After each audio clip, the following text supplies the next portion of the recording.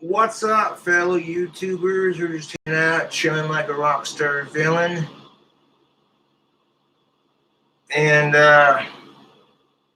well, I would have had some alcohol earlier, but I was busy doing laundry, so yeah. I don't need alcohol. I really don't need alcohol every day, to be honest. I really don't. We're going to drink some G Fuel instead. Not going to take a break from alcohol. Yes. Now, these were sent to me by a YouTube fan in Canada. We got some Maiden's Blood and some Galaxy Grape. I just had a full container of the Galaxy Grape. It tastes like grape Kool-Aid. This one does. Really tasty. Now, G Fuel is not a sponsor. This is just free advertisement. Grab the old glow-in-the-dark cup. If I had my own G Fuel flavor, it would taste like Sprite Tropical Remix from back in 2005. Just straight up liquid Skittles, burst of all these fruity flavors into one go with a hint of Monster Green Energy on the end. It'd be tasty. So if G Fuel is interested in sponsoring the channel and getting my own flavor, then yeah, hit me up. So we don't need alcohol to do a video response, although it does make it funner. So if you want to see me do a tasty drink combo tomorrow, let me know in the comments, and I'll see what I can do. Now, Galaxy Grape, this tastes like grape Kool-Aid, straight up, like, you know what I'm saying? But Maiden's Blood, it tastes like cherries and bubble gum. It's just a really interesting flavor. I only drink about like 2 cups of these a day. And by cups, I mean the G Fuel container, you know what I'm saying? Because no more than 2. I'm already feeling it from the 1.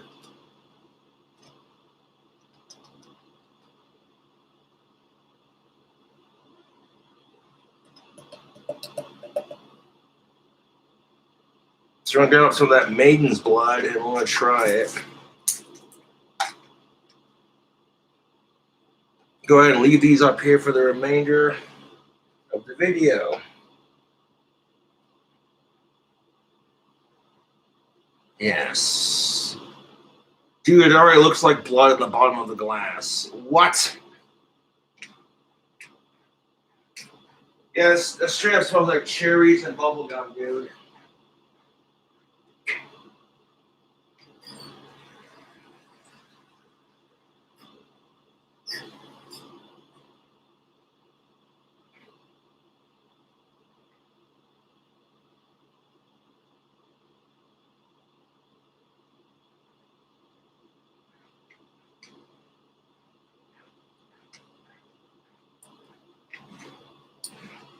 So yeah, if you're not checked out G Fuel and you live in the States, you gotta check this company out. It's a natural energy drink supplement. It's supposed to be a lot healthier for you than like the traditional Monster and what have you. There we go. Free advertisement. That's what gets companies to notice you. Is like, oh hey, shake it but don't break it. What's up, Deathbed Tapes? I'm working on a new album called Satan's Bell. I've already got 3 songs on there, 1 brand new one, plus 2 older songs. And I've written lyrics for another song, which I'm going to record tomorrow. Would have gone to the liquor store earlier, but I was doing laundry. That comes first. And I had a big-ass load of laundry, and black clothes tend to take longer to dry, even though they attract heat in the sunlight, which is weird, but there you go.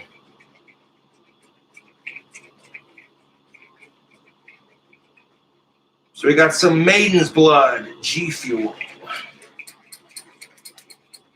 Like I said, not a sponsor, free advertisement. Pop it, lock it, and sip it.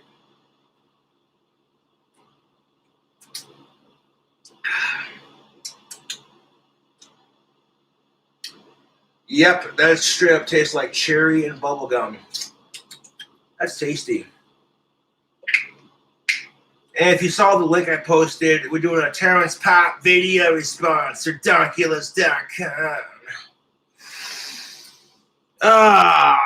Okay, So, girl power, it was all a lie. Ride and roast with two Richards and a car. Well, now, feminism has, modern day feminism, I should say, has taught, in my opinion, a false lie on female empowerment. If the modern day version of girl power is hate all men, well, you know better than the asshole men you complain about.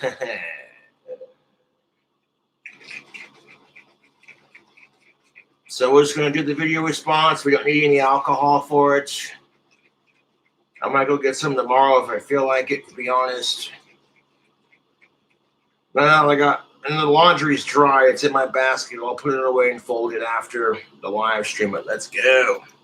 How many thousands, millions of women would actually be on a pathway to happiness right now and wouldn't be dying alone in nursing homes or dying of cervical cancer if it were not for women like this? It's not just cervical cancer. I understand it's not just cervical cancer. I'm making a point. It's basically all the cancers that affect this area. Yeah. Yeah, usually came at the end of the one-eyed wonder worm. Get your labia plastic. Because it looks like a couple of pieces of Jack Links decided to set up shop and grow a fungus farm down there. God! Holy shit, you have a way with words, It's bro. okay, you just stuff a couple of Starburst in there. It's as good as new.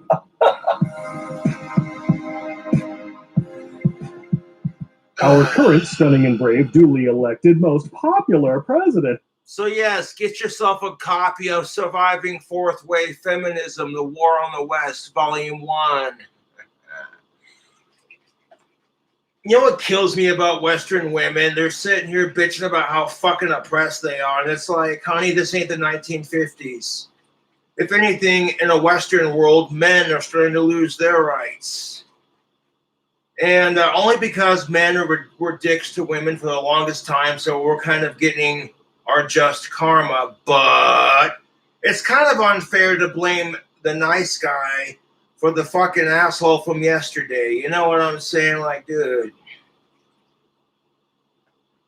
Volume 1 and Volume 2. And the problem with fourth wave feminism, it's no longer about gender equality, which is the basis of feminism is female equality on the basis of gender equality.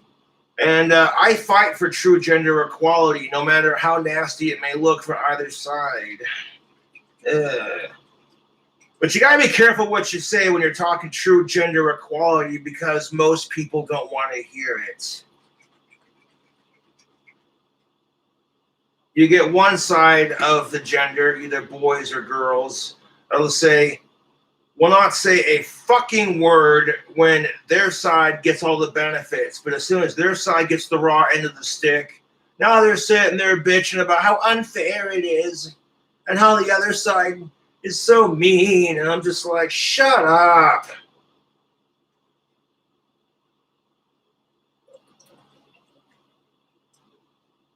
Now, ladies, instead of focusing your feminism on, oh my God, the patriarchy said that hairy armpits are gross, so I'll show them.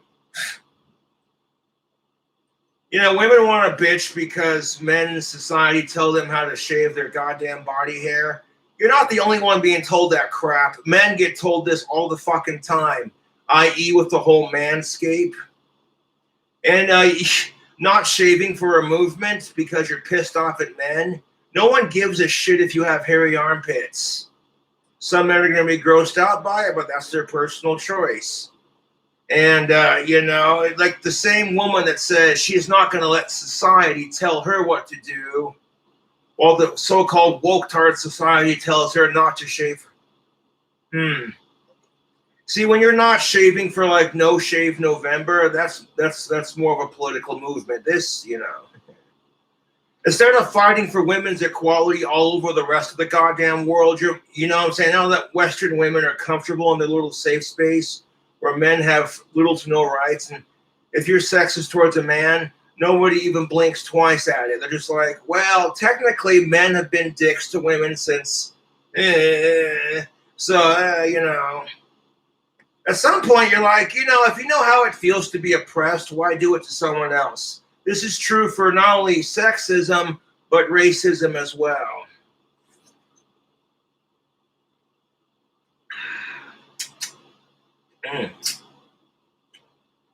Yeah, that's good G Fuel. Yes, drinking some Maiden's Blood. I had a whole cup of this, of the Galaxy Grape before doing the stream, so yes. Like, you want a bitch because the patriarchy says you can't have hairy armpits. Well, these Western women are so goddamn privileged that if they actually had to live the life of a Middle Eastern woman under Sharia law, they would fucking hate it.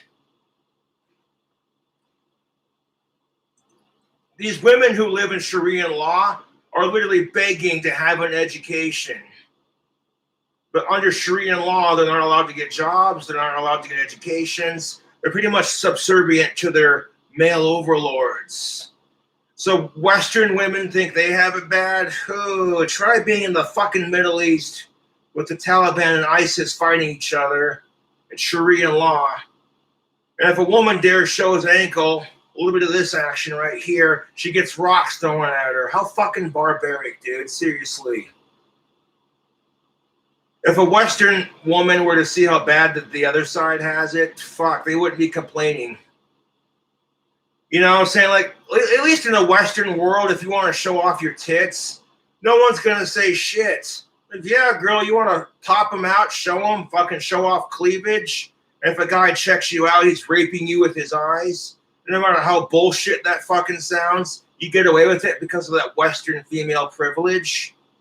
But over in the fucking Middle East, oh, god damn it. If a woman shows her cleavage outside of her man's house, it does not look good. She gets treated like dog shit.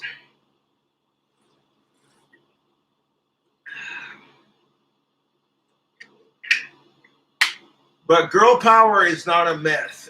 It's just the wrong people are teaching the wrong ideas. Empowerment in general. Okay, yes, I spell empowerment with an E because everyone has the potential to be empowered. Empower your mind, empower your body. You know what I'm saying? Whether you're talking like in a magical sense, yes, or like just in general, being informed.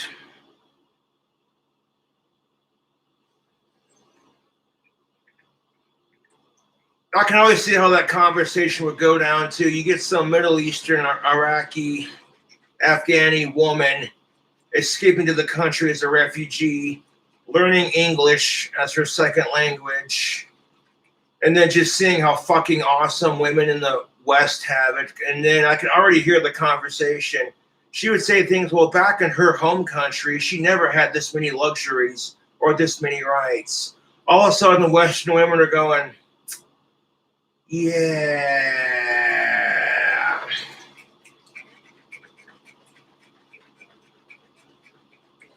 You know what? That's what kills me about feminism in the West is that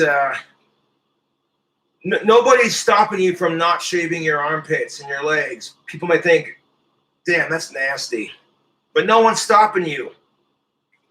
In the Middle East, like if a man said, I don't want you to have disgusting hairy legs, and if she refused to shave her legs, do you know the consequences that she'd be given under Sharia law? No, you fucking don't, you privileged cunt. You're sitting here in the Western world bitching about your first world problems. You know, and it could be worse. Fucking check your privilege.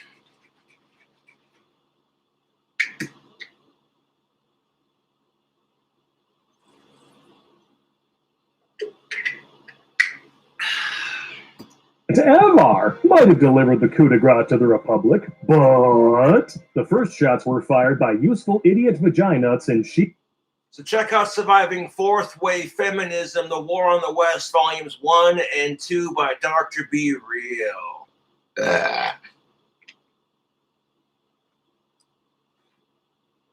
Keeps clothing, peddling lies and propaganda. And here's the bitch about modern day feminism. Women screaming for equality and how men are such pigs, and you know the whole spew. But you got 7 million women on TikTok screaming hashtag kill all men, and they're being called stunning and brave for it. Whereas if a man were to scream that crap about women, he would be fucking, oh, you'd never hear the end of it. He'd be called a piece of shit and an incel. It's like, okay.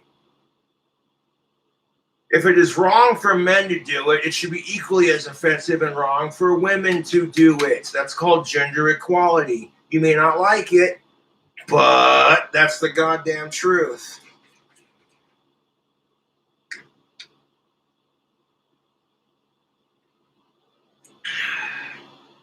Tropical Cobra, G Fuel. It have like a black and green container with a kick-ass looking cobra with his mouth open, all hooded up. You know what I'm saying? And it would taste like freaking Sprite Tropical Remix from like 2005. Just a burst of all the fruity flavors. Really tropical tasting. Like a hint of green Monster Energy on the aftertaste. It'd be delicious. Yes. G Fuel's not a sponsor, but they could be. Propaganda before our former Kenyan-in-chief made it legal. Take a stand against the tyranny and get yourself a copy of Surviving Fourth Wave Fleminism today. A link is in the description. Students with dyslexia like me save 10 hours a week studying using this Chrome extension. But no, by all means, skip the ad. Okay, if you insist. No, by all means, skip the ad. Well, if you insist, skip.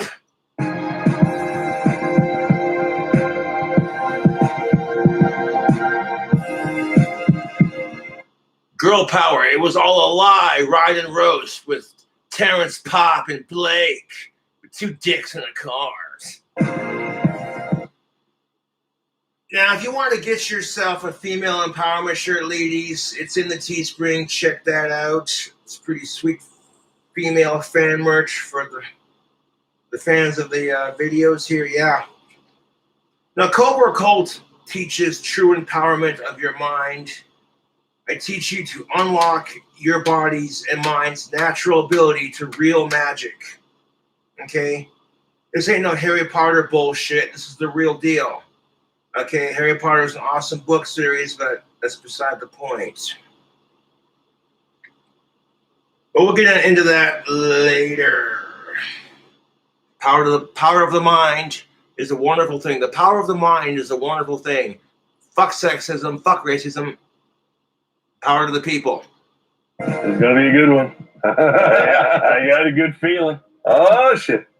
Welcome to a ride and roast with 2 Richards in a tiny car. I'm Blake. This is Pop. Ah, it's not that tiny.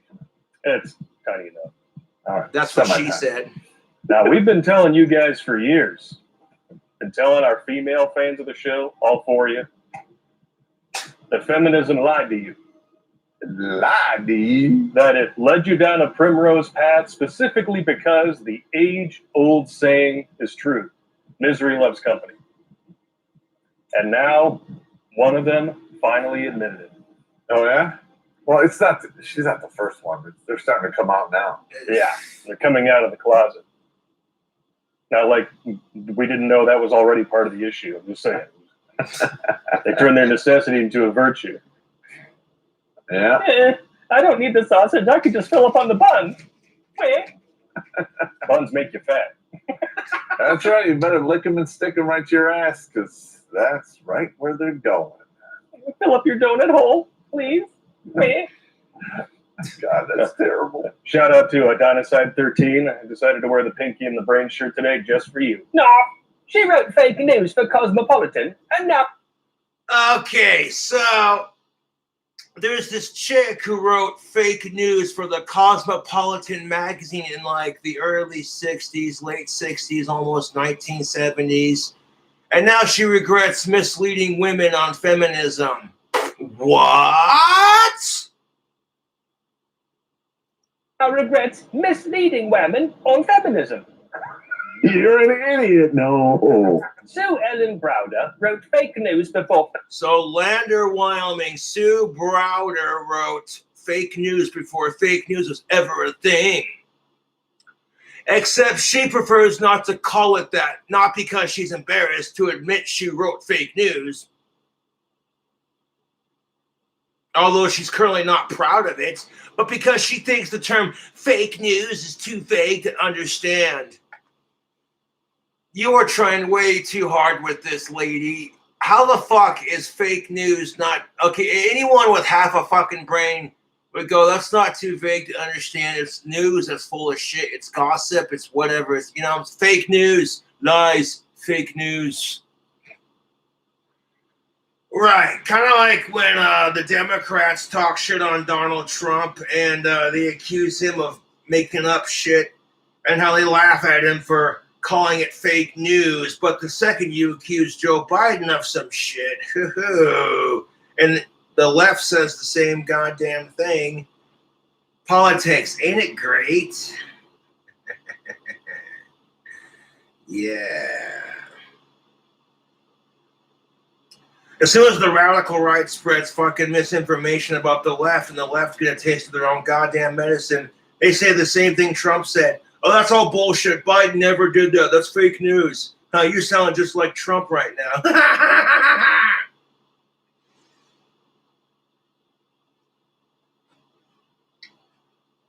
Fake news was ever a thing, except she prefers not to call it that, not because she's embarrassed to admit she wrote fake news, although she's certainly not proud, but because butt segments. She thinks the term fake news is too vague to understand. Is it really? I don't know, man. I mean, Fake news. Fake is fake. I mean, it pretty much explains it. Yeah, they're passing it off as news, but it's fabricated. And in all actuality, it was propaganda back then, too. I think that she's going to get into that. All right. Browder, a Cosmopolitan magazine writer for 20 years, describes what she wrote as propaganda. So Browder, a Cosmopolitan magazine writer for 20 years, describes what she wrote as is propaganda. You called it. The goal? To sell women on the idea that sexual liberation is the path to the single woman's personal fulfillment. No, yes, the goal to sell women on the idea that sexual liberation is the path to the single woman's personal fulfillment. Well, that depends on which woman you talk to, doesn't it? No, because there are chicks out there who say if you put makeup on, that you're a walking female stereotype and it's degrading to women. And then you got women who say they choose to put makeup on because it's her body and it's her right, and therefore she views it as empowering. Which, if that sounds as confusing as it is, yeah, you're not the only one.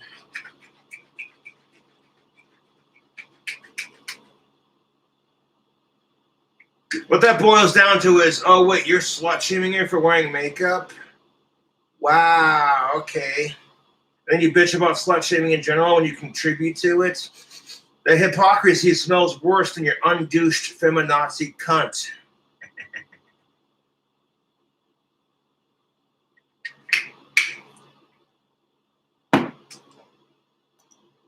Oh, I have a feeling that we're going to break a lot of hearts here. Fulfillment.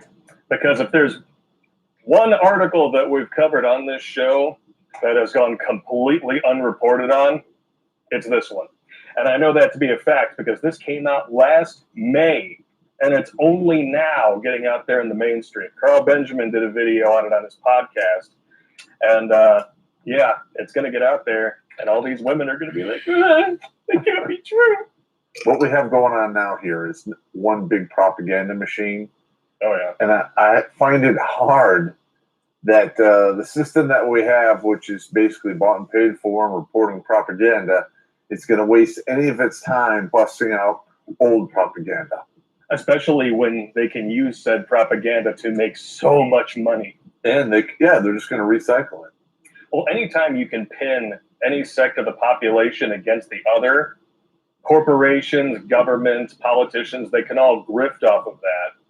Ask for donations to fight for the cause, all this bullshit. None of it really means anything. It's just how they fatten their wallets and empty your heads. Well, somebody has got to pay for the jobs that all these people are going to college for. So that's where the whole student loan forgiveness thing comes in, right? Because Well- they don't get jobs unless you count barista at Starbucks. Well, actually, there are very few of these like touchy-feely jobs out there, Yeah. but they do not pay enough Oh no. to quench, getting out of a 4-year degree with 80 grand in student loan debt. Yeah. Well, let's say you get high 5 figures in student loan debt, and the best you can do, at least in the beginning, is scoring a job for like $35,000 a year. Yeah, Once you're done paying for basic essentials, you can barely afford your student loans, if you can at all. that's right. Probably can't. You got to eat. But these degrees are so Oh, she's versatile. hot. The only thing you can do with them is teach Hold up, I'm gonna rewind that. $5,000 a year. Yeah, Once you're done paying for basic essentials, you can barely afford your student loans, if you can at all. that's right. Probably can't. You got to eat. But Yes. Aha. That is a pristine butt segment. That is just fucking nice, dude. God damn. these degrees are so versatile. Yoga The only thing you pants. can do with them is teach your degree. And that's your best case scenario. That's your best case scenario. You become a professor at some university like Quinnipiac that thinks it can violate its students' civil rights. I'm sure that's not going to backfire on them at all. Well, I'm sure they can once they get their degree, that they just do a little extra and get their teaching certificate, and then you have these brainwashed idiots Brainwashing more Turning- idiots. brainwashing more idiots, which would be your kids. Yep. You don't think white supremacy and white privilege exists? Check yourself. Propaganda. Well, privilege exists in all races these days. Back in the day, yes, whites were pretty much the ones with privilege. But now that we're all fighting for racial equality and gender equality, to some degree, both women and men in all forms of races are going to have some sort of privilege.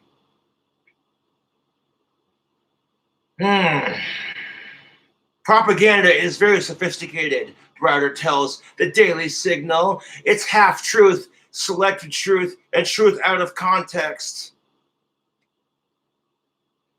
There is no truth in propaganda unless it's actual truth. And you wouldn't call it propaganda, you'd call it straight up facts. It's very sophisticated, Browder tells the Daily Signal. It's half truth, selected truth, and truth out of context. Which is a lie. Yes. Propaganda is used not just to sell products, she adds, it's also used to sell ideas. It's pretty much what it is. And that's the problem with some ideas, is that they can be so amorphous that you can change them over time. And that's why the left has taken to changing the definitions of long-established words, is because they've just gotten so used to moving the goalposts to further their own agenda. Now they're doing it with anything. Correct. Oh, we don't have racism anymore? Well, why don't we just change the definition of it? Bullshit, we don't have racism anymore. Racism has gotten worse in our fucking society.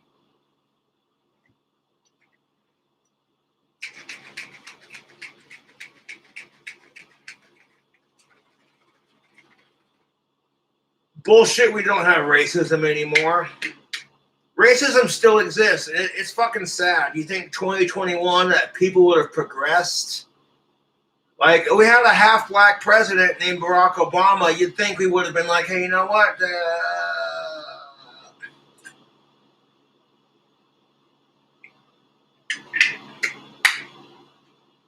But with things like the George Floyd incident, racism's only gotten worse. People are now rioting over systematic racism. So don't give me that crap. So it can only mean white people, or only apply if you have institutional power, never mind affirmative action. So, yeah, everyone else can be racist, but if they don't have institutional power, we can't call it racist. Yeah. No, basically what you mean is everyone else can be racist, but if you're white, you're not allowed to be racist. Oh.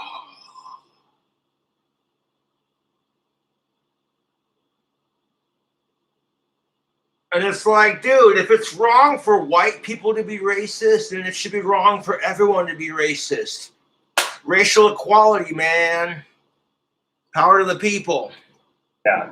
Bullshit. Bullshit. Prior to writing for Cosmopolitan. Prior to writing for Cosmopolitan, Browder worked at a small daily newspaper, the South Bay Daily Breeze, just outside Los Angeles when she and her husband unexpectedly got pregnant. Okay, I like how when she says when she and her husband. Okay, her husband did not get pregnant. She's the one that got pregnant. I'm so tired of that gender-inclusive bullshit. When they're sitting there saying, oh, we're expecting a baby. And it's like, no, dickhead. All you did was lay on your back or deposit a load of baby gravy into her minge and then, hope for the best. And then for the next 9 fucking months, she's going to be the one carrying it and delivering it.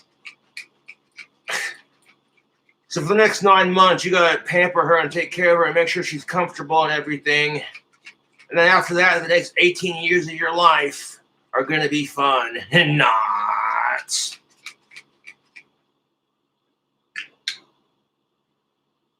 So you can say when she and her husband made a baby and unexpectedly she got pregnant and they were far more excited about it than her bosses at the newspaper were.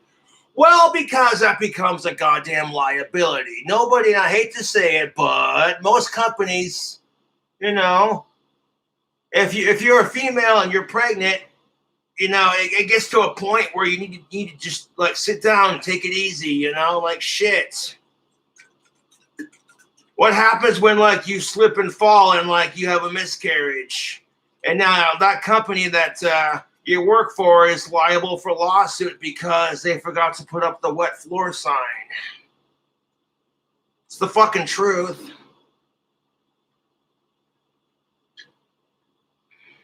And Browder worked at a small daily newspaper, the South Bay Daily Breeze, just out. Plus, if you're like pregnant, if you're like 5 to 8 months pregnant and you're still on your goddamn feet, working your ass off, dude, that's rough. No, dude, fuck that. But there are some situations where pregnant women have to do this crap because, baby daddies leave the picture, that whole stereotype, right?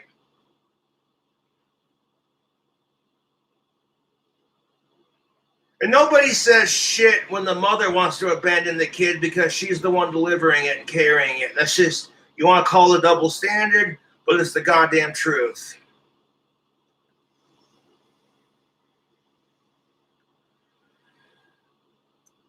So if you're not prepared to raise that vaginal shithead turd, then don't have sex. Brought to you in part by Captain Hindsight Condoms. Should have put one on, dumbass. Side of Los Angeles, California stand, shocker. When she and her husband unexpectedly got pregnant, wow, this woman was actually married. I'm sorry to that dude. They were far more excited about it than her bosses at the newspaper were. They told me I could only work 5 months into my pregnancy and then I had to quit, Browder recalls. Okay, the fact that they made her quit after 5 months of being pregnant, that's fucked. If it would have been like, okay, you know what, you're 5 months into your pregnancy, you're temporarily not going to work here until you're done doing your motherly instinct, all that bullshit fucking, then you can come back and work for us when you're more structured with that. But no, they straight up fired her ass after she got pregnant. Keep in mind, this was like in the 1960s, this chick, when she was working for that newspaper, so different time, Was that the 70s? This was 1969, so... All right, 1969, all right. This was in the That's a whole other... It might as well be... Yeah, you're working for a newspaper as a woman in 1969. Times were different back then. It's a completely different culture. That's right. You're talking about a bygone era. I mean, the entire world has flipped out on its ass. I don't know how many times since then.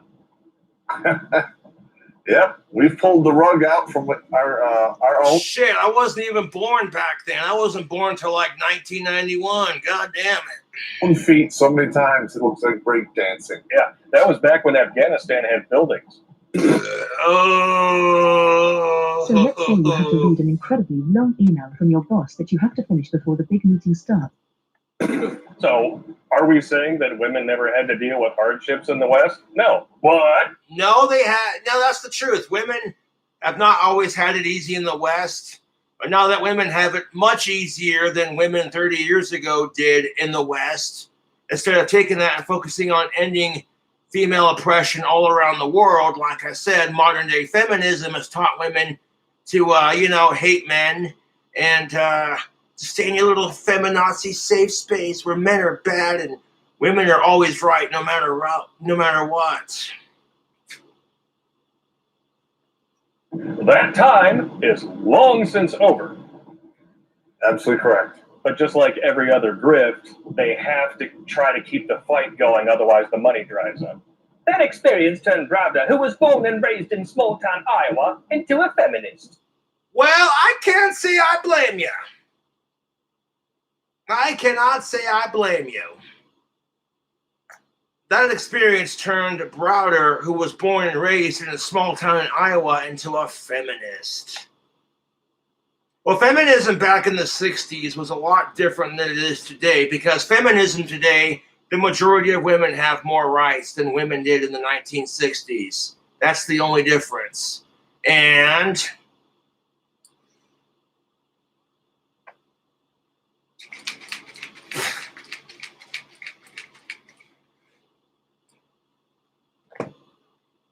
women today were given their rights by the men they complained about, and it's like, here you go, now shut up about it. We're sorry.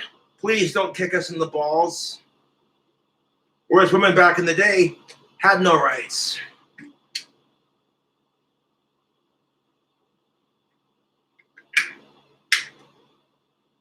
Like, women today are so fucking privileged in the West, it's fucking ridiculous. If she's wearing a low-cut t-shirt showing off her titties, and some guy's checking her out, and the dude creeps her out, i.e., she's not attracted to him. He can be like, yeah, if he's not being creepy about it, just he notices because she's, showing him off. She can be like, you're raping me with your eyes, you fucking male pig pervert, cis incel piece of shit. And you're like, whoa. And then his argument might be like, well, if you don't want people staring at your titties, why the fuck you showing them off? Fuck that asshole. Because ladies, you're dressing comfortable because you want to, not because some jack-off could stare at your chest. Bullshit. How would you feel, fellas, if you were wearing a muscle t-shirt, showing off your biceps, wearing some Wrangler jeans to show off your ass, and you had some ugly chick that was not your type checking you out, being super creepy about it. And as soon as you said, hey, excuse me, I have a girlfriend that's of age, my eyes are up here, and she just looked at you and laughs and says, oh, you silly male. It doesn't work like that for men. Could you imagine if men tried pulling that crap to women? Quit raping me with your eyes, you stupid bitch. Oh my God, dude.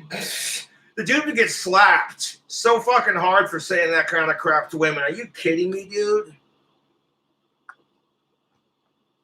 The year was 1969, and getting fired for being pregnant was a wake-up call. So the year was 1969, and this journalist is getting fired for being pregnant. It was a wake-up call. The situation made Browder, who graduated from the Missouri School of Journalism, realize that women had quite a bit of work to do. Yeah, could you imagine getting fired for something that just naturally happens to a female when she encounters the male sex for some shagnanigans?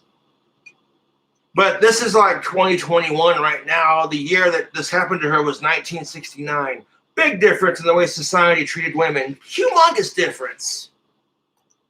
The situation made Browder, who graduated from the Missouri School of Journalism, realized that women had quite a bit of work to do. Even in the 1960s, this is a person who managed to graduate from a prestigious university with... Let me ask you this, fellas.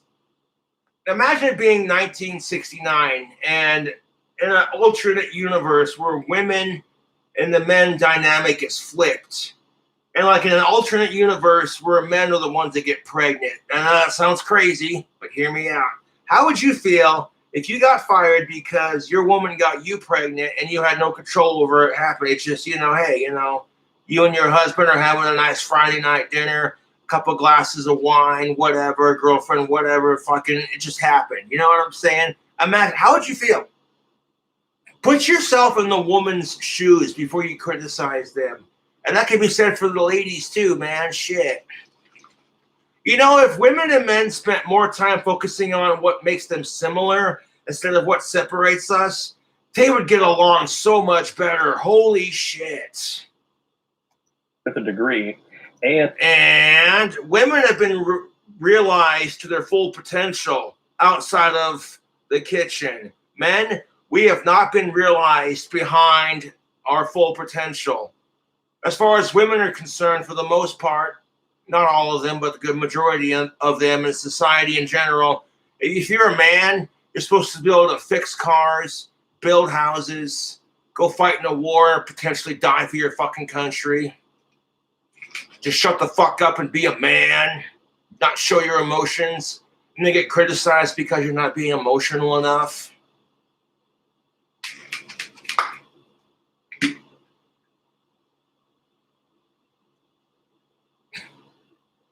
And to move out to California, Stan, and actually get a job with it. And get married.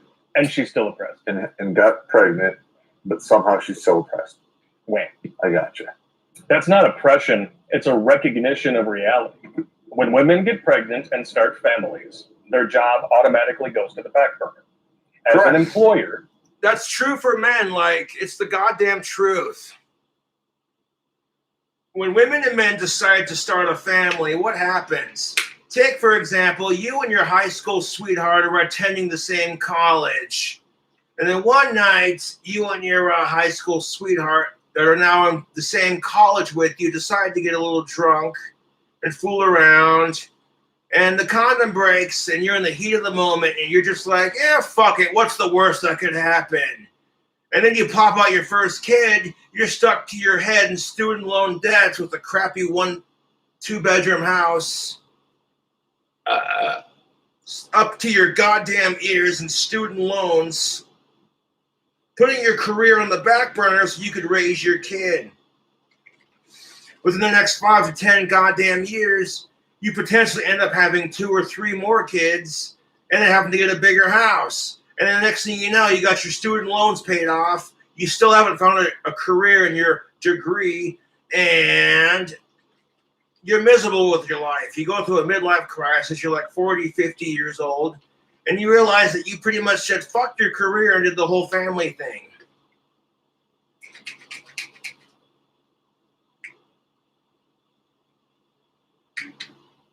Hey, like, hey, you know what? Fuck it. You're sitting there paying off student loans, so you don't got enough for the house you're trying to buy for you and your wife. Like, yeah, my credit's good, so can I get a loan on the house too while we're at it? Shit, just break my balls even further.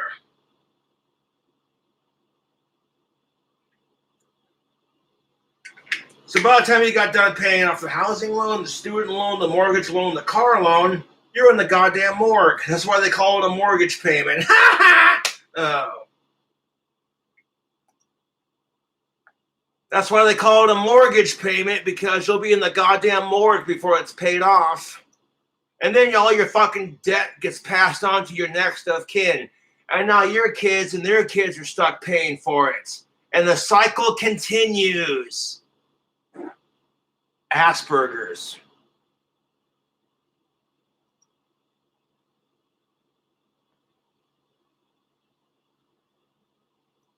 It is your responsibility to have the person in that position who is going to give it 100%.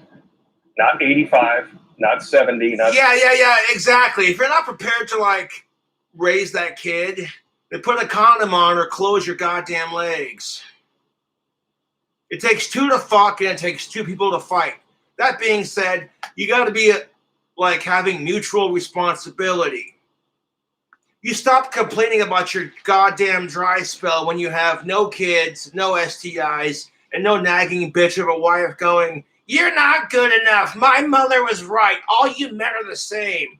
And yet, somehow, if you said that crap about her, "Oh, you're not good enough. My father," you know what I'm saying? You'd be labeled a fucking sexist. You gotta love gender-based double standards. 69. Basically, if they're working, they need to be at a production level which pays their salary plus some. Yep. And studies have proven over and over again that even in modern day, This is why starting a family sucks, because once that kid enters the world, you're now responsible for that human life until they turn 18.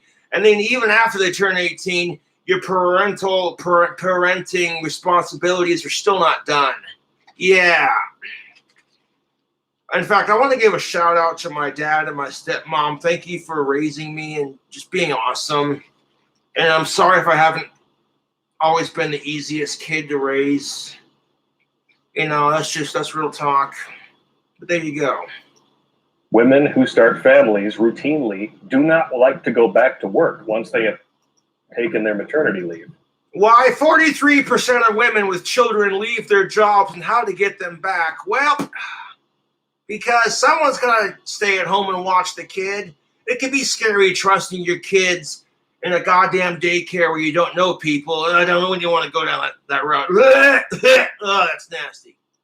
And once they have that kid, Fuck sickos. you know, that mama switch flips and they want to stay home.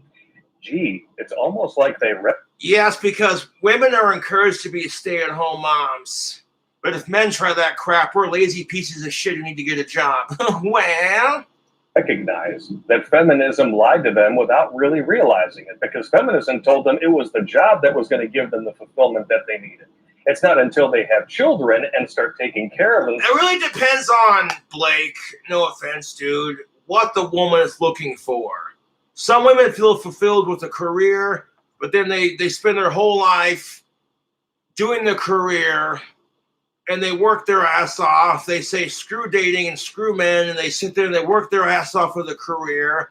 And then they get to that point where their uterus stops producing eggs and they can no longer have children.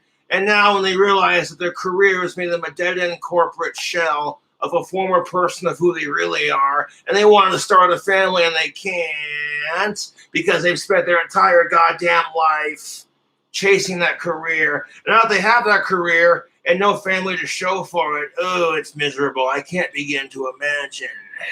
That's when she gets a cat and some boxed wine.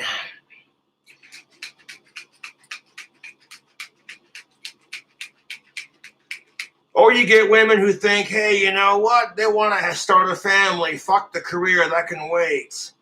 And then they become mothers who, by the time they're like 40, 50 years old, they're sitting there, they didn't have the career of their dreams. And they realize that their life is half over and they feel empty and unfulfilled. That's why women who do not choose a career half the time will seek out hobbies, just something to do, you know, get inspired. It's very similar to men having a midlife crisis, kind of, except, you know, yeah.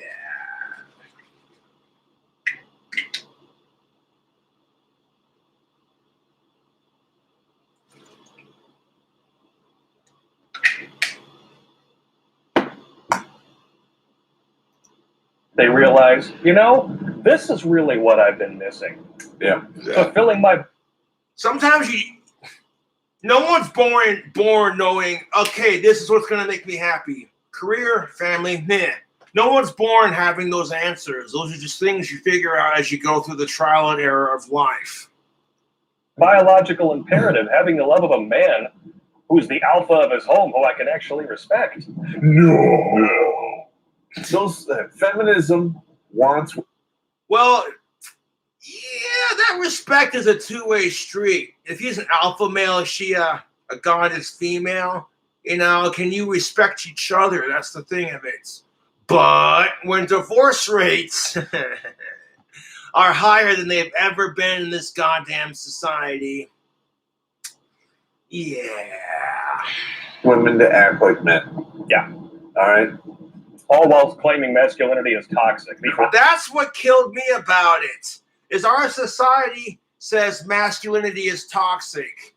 Women are telling us men, your masculine traits are toxic, all while demanding that women be more masculine. What?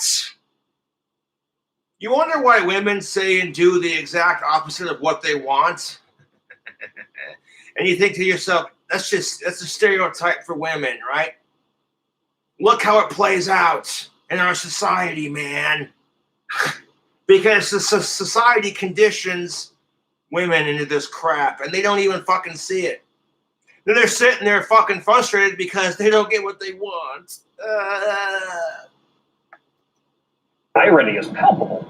Yeah, it is. And I don't want to be in a relationship with another man. I'm not gay. No. Amen to No, that, no. Pop. Sorry. No way, Jose. You're not gay, so don't play. That's right. If you hear what I say, if nothing, go away. Women could not apply for credit in their own name. They were help wanted at. So back in like the 1960s and 70s, women could not apply for a credit card in their own name. There were no help wanted ads. There were help wanted ads, help wanted male, and help wanted female, she says. Women could go to law school or medical schools in many cases. There was a lot of discrimination going on. Big shocker there. And that is why in the late 60s and early 70s, man, so many women of her generation identified with the feminist movement. Fucking exactly, dude. You got a woman in her like early 30s to late 40s growing up from like the 1900s to like 1960s and 70s where women are like treated like second-class citizens even in a Western society. Finally, here's a bunch of women who are telling them, no, we're not gonna take it, Twisted Sister. No, we ain't gonna take it anymore. It's the truth. And if you want to talk shit, fellas, can you even begin to imagine what it's like to have to fight for your right to vote? No, you don't. So check your fucking male privilege, you fucking asshole male.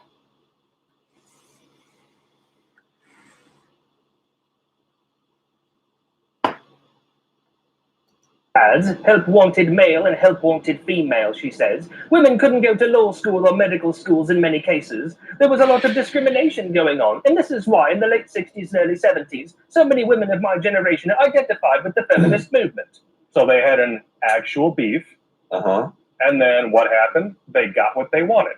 The fight was over. Oh, but that means the money dries up. Correct. They got to keep going.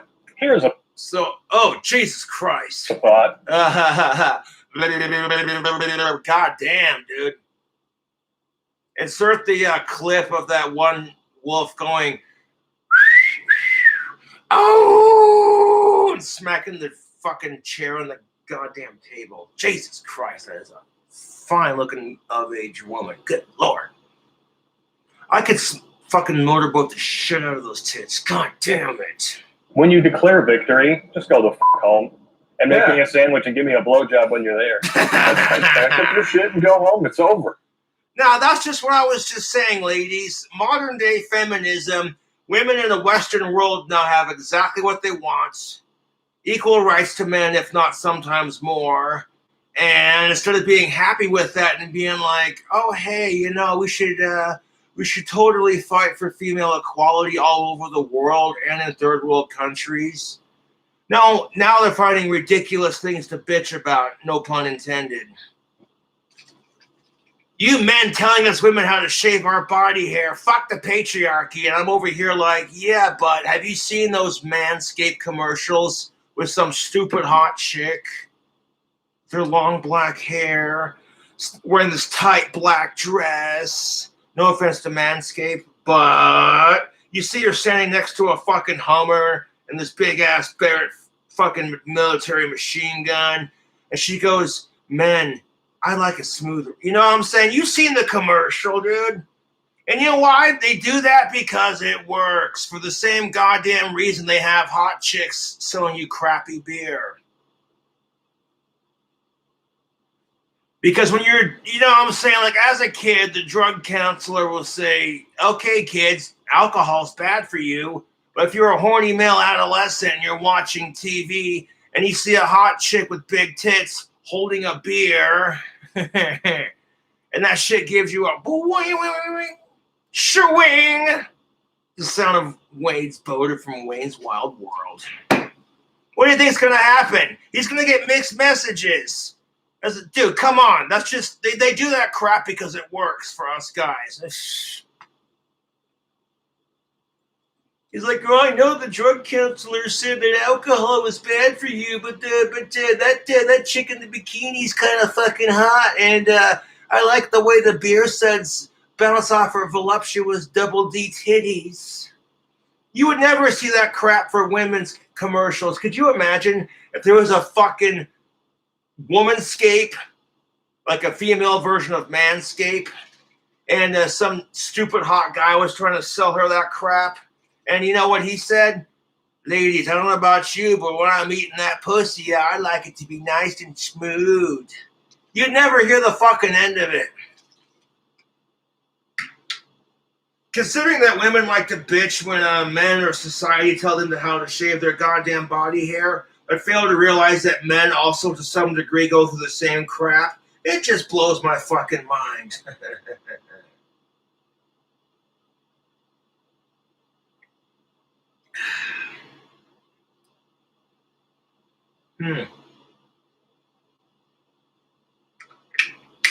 Put the G Fuel up. So yeah, check out G Fuel. That's what's up. I already had like 2 cups of this crap, so, and it's not crap. This is actually good. I like G Fuel, so I'm definitely feeling it. Are you feeling it, Mr. Krabs? Are you feeling it, Mr. Krabs? Are you feeling it, Mr. Krabs? Are you feeling it, Mr. Krabs?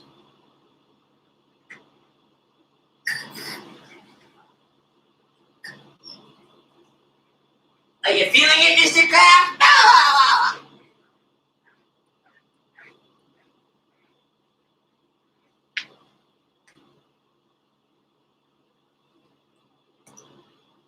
Jesus Christ. Being a feminist back then was very different from what it means today. No shit.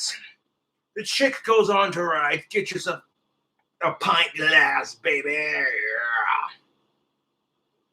Being a feminist back then was very different from what it means today, when many perceive the movement as anti-male and pro-abortion. Oh, for fuck's sake. Yeah, I support feminism, but not when it's being doctrined by extremist man-hating feminazi cunts who sit there and bitch about what pieces of shit men are for hating women and treating them like crap, while they in turn hate men and treat them like crap. Like I said, the hypocrisy stinks worse than your nasty ass, undouched feminazi twat. Twat, I can't hear you. I have an ear infection.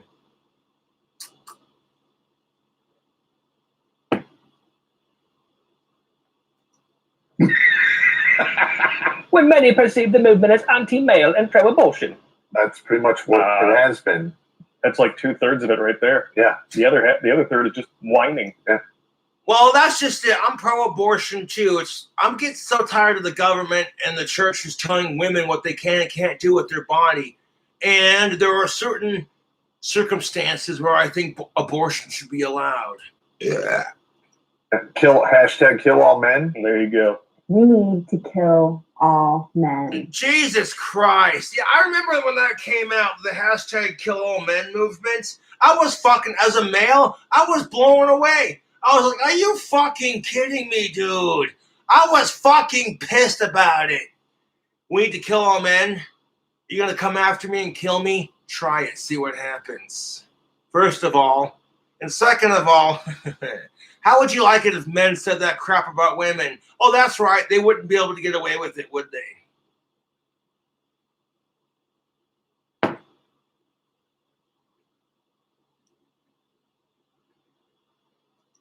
The feminist movement was fighting for equal opportunity for women in education and the workforce.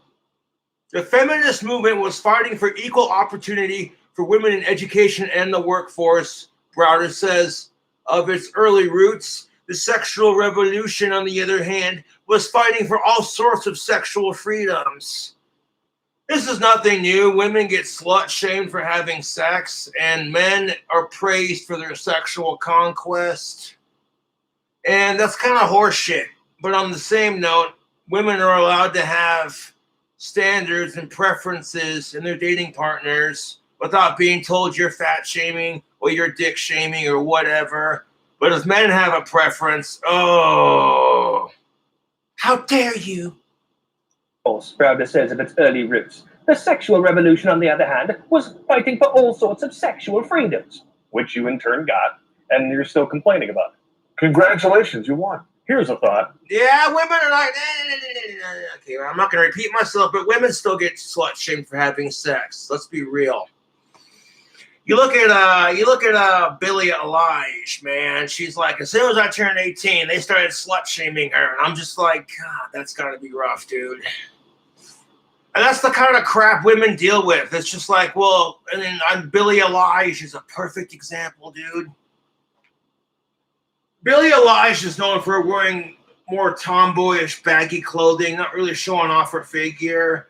And people are like, oh, Billie, honey, if you wore more feminine clothing, don't hide that amazing girly figure underneath all those. And as soon as she does it, oh, look at that. She gets slut-shamed. As soon as she does wear more, figure-revealing clothing, she gets slut-shamed for it. I'm like, what? The fuck out of here.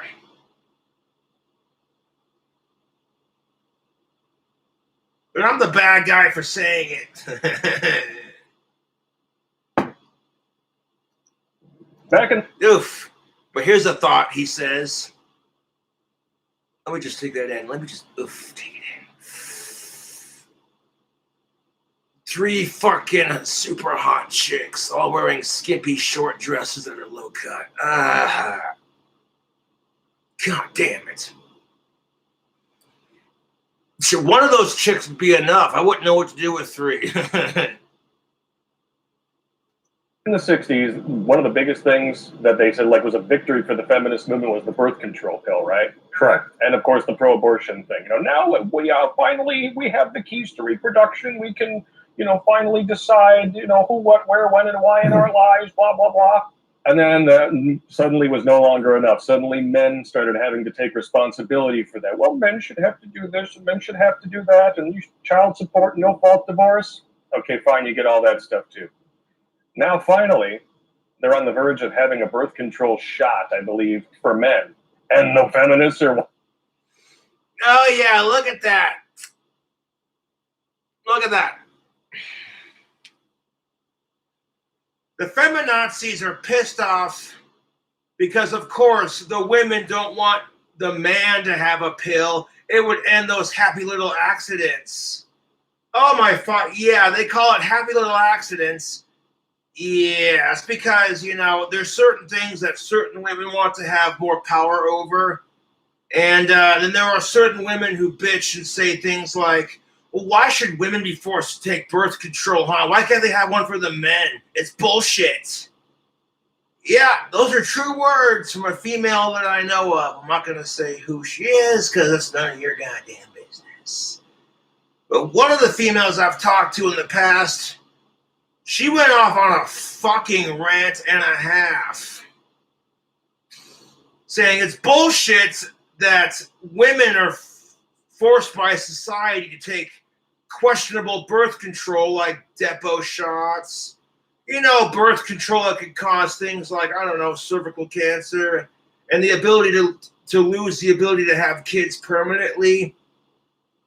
And the reason why it was so hard for men to have a birth control is because they might lose the ability to get it up. Oh, where?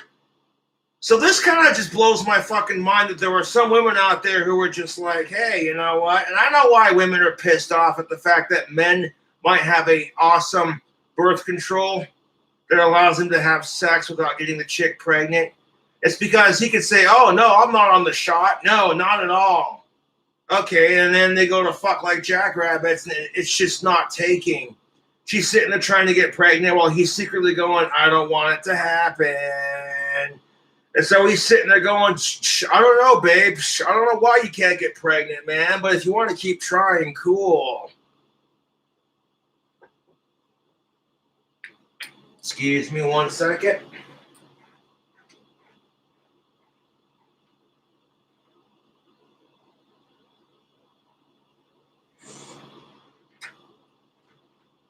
What up? Okay, I'm doing a live stream. That's on the later. Doing a YouTube video. Can I get back with you after a bit? Yeah. All right.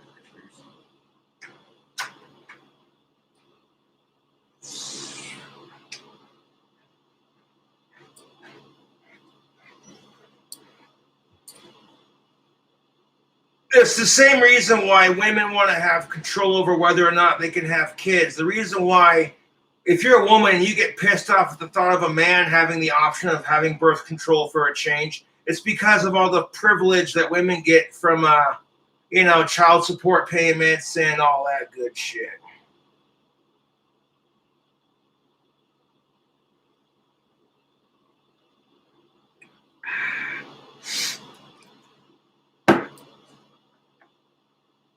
Whining about, how dare you? You're taking back something that's rightfully ours, blah, blah, blah. I'm like, yeah, but women who bitch about gender equality and then get pissed off because men are now going to have a more effective available method of birth control besides putting on a condom. Yeah, don't bitch about gender equality if you get pissed off at the thought of men having the option to just little poke in the arm and then boom, your sperm is for X amount of months is you said you wanted us to take responsibility. Listen, I'm not taking that shot. Oh my God. Yeah, why is it though that and this is the goddamn truth, when men get a woman pregnant, you gotta man up and take responsibility, but when they offer a more reasonable approach to that crap, it's because some women, not all, some women like to have more control than the men, and then bitch when men have privilege and control in our society. Nope, not doing it. So how did the two become so intertwined? In part, Browder says, through the propaganda she wrote. I think she's trying to unburden her soul in her sunset years because she knows that she is largely responsible for a sweeping wave of unhappiness that has about a third of Western women taking head meds. Yes, and she's feeling guilty. And before she kicks the kickstand and throws her body into traffic to get crushed, she wants to unburden her. Yes, if women want to be sexually liberated, man. Yeah, there's going to be consequences to that. Shit. Just like you want to have just as much rights as men, I'm all for it, but there's going to be some consequences to it. And when women start getting treated like men, and you fucking hate it because now all of a sudden society expects you to take on just as much responsibility, if not more, because you're a woman, and if you can't outdo the man, if you can't be stronger than the man, then you're not a real female. You're not a strong woman then. And the same can be said for men. If men get their asses kicked in any way, shape, or form by the ladies, they get seen as a weak piece of shit bitch boy. Oh my God, look at that. Chad got his ass kicked by a girl. What a loser. Hey, Chad, you got your ass kicked by a girl, bro. What the hell? You want some tampons, you little pussy?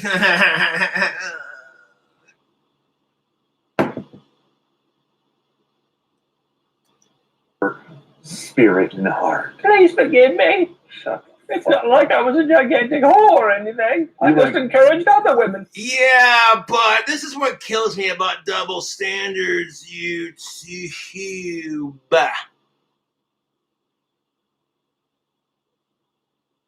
Is if a man were to write an article like this, he'd be mansplaining, and he was begging for your forgiveness. for spreading lies and misinformation about men and the men's movement. Yeah, it wouldn't go over so well, would it? Just asking for a friend. To be that. Yeah, you like ruined. You ruined an entire civilization, man. Yeah. Holy shit. Yeah, it's not just women that she had a hand in ruining. It was Western society as a whole. Yeah, I mean, right now we have 6.5 out of 1,000 are getting married. Yep. That is pitifully low. We are no longer at what is that replacement rate? Well, we've been below replacement rates for a while. Yeah, I was doing laundry all day, so I didn't get a chance to go to the liquor store and pick up some drink for this, but that's all right. I don't need alcohol to have a good time, to be honest, although I thoroughly enjoy it. It's been, 3 or 4 years? Maybe longer we've been below replacement I rate. don't know. Beginning in 1971, bro. Okay, so beginning in 1971, Browder worked under the legendary Helen Gurley Brown, who was Cosmopolitan's editor-in-chief for more than 30 years and author of the best-selling 1962 book, Sex and the Single Girl. Browder worked under the legendary Helen Gurley Brown, who was Cosmopolitan's editor-in-chief for more than 30 years and author of the best-selling 1960 book, Sex and the Single Girl. Oh, so you're the one we have to thank for this mess. Sex and the Single Girl in the 60s. And that was back when they all had Bush. You know what I'm saying? Like a trumpet on Chewbacca. It's a personal preference, man. I'm not judging. You know, that whole love generation, Yeah, didn't really work out for a lot of people.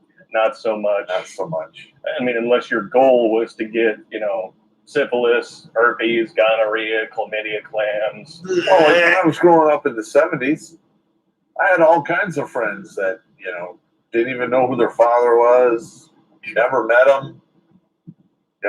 My mother never talked about him because she didn't know. Yeah. Woodstock. Woodstock wasn't named after the city. Now, rewinding just a bit, I'm glad that they have or are trying to work on somewhat safe and effective forms of birth control to where men can still have sex and feel the sensation and not have to worry about getting a chick pregnant. That is just glorious. I'm tired of the fact that women are always being the ones forced to take birth control. It's kind of like when they made condoms for women now, you know what I'm saying? Because back in the day, if you wanted a Jimmy for your dick, that's not thinking with your dipstick, Jimmy. Like they only had condoms available for men, but now they got coochie condoms. Yes, what a time to be alive.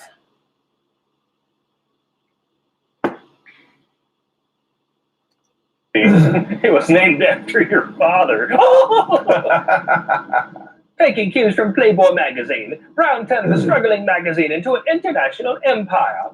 Taking cues from Playboy magazine, Brown turned the Cosmopolitan magazine struggling into an international empire. She gave her writers a printed list of rules to follow, which included instructions about how to make up parts of their stories to sound more convincing.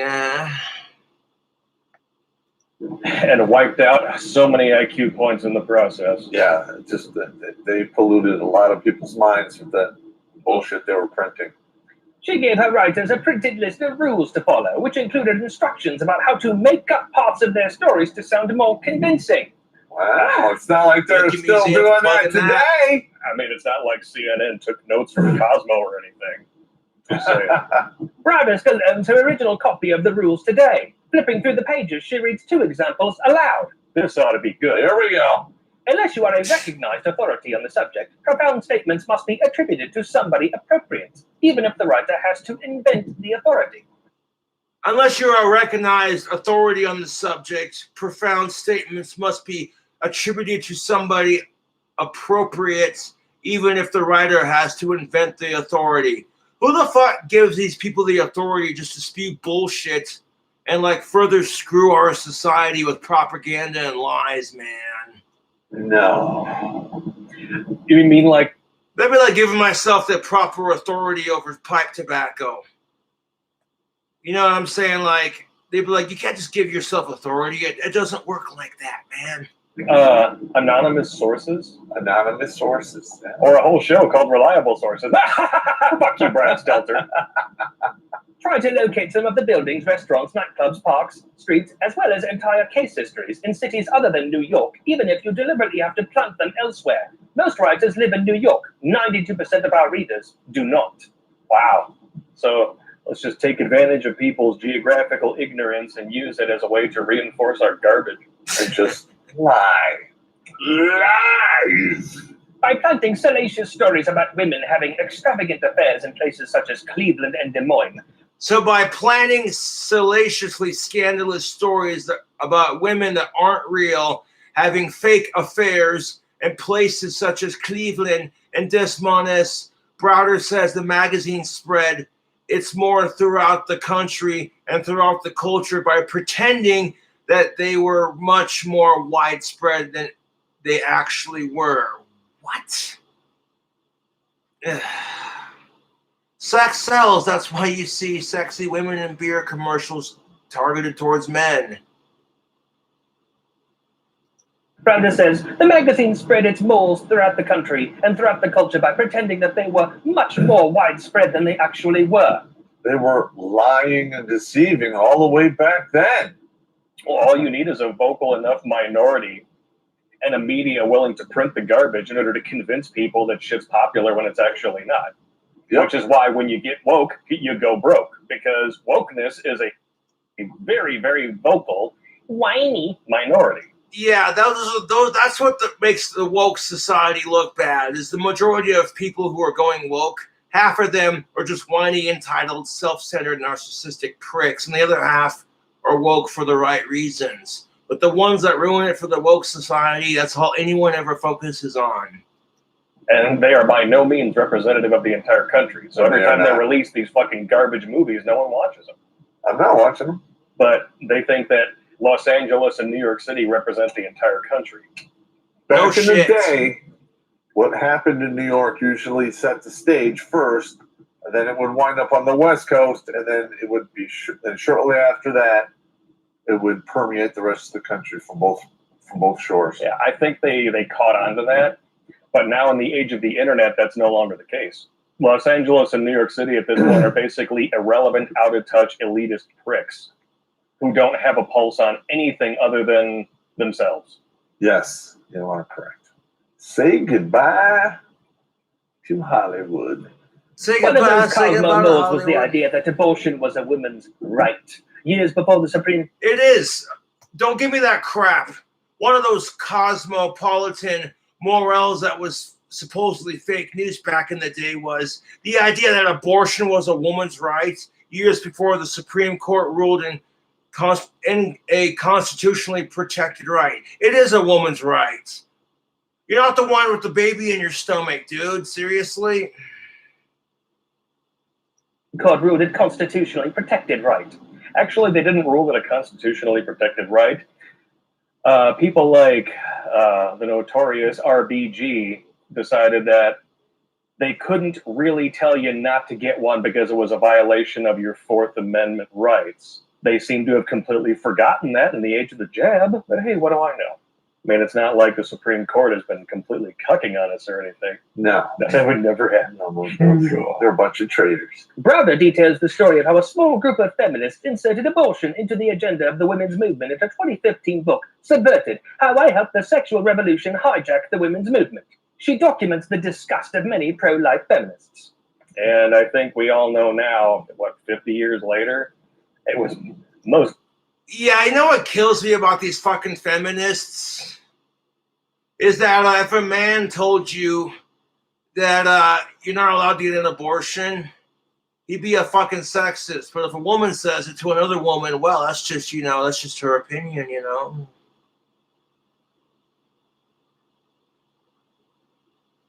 Definitely a turn for the worse. Yeah. I mean, women have the market cornered on. You're only a pro-life feminist when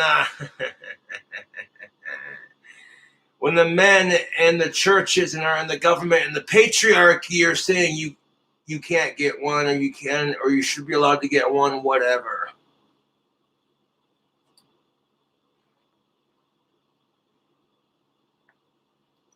Genocide. Yeah. Well, first of all, they get to kill their own children at will. Yep. And then they get mad if you tell them that that's murder. What the fuck? They can abandon, they can adopt, and they can abort. They have the AAA insurance. Okay, abortion is not murder. Here's why. Because the kid is not in the open. If it's outside of the womb, it should not. You know what I'm saying? Like, seriously, if the kid's still in the womb, it shouldn't count, in my personal opinion. The kid's not out and about like the rest of us outside of the womb, are they? No. So I support abortion rights. If that pisses you off, I don't care.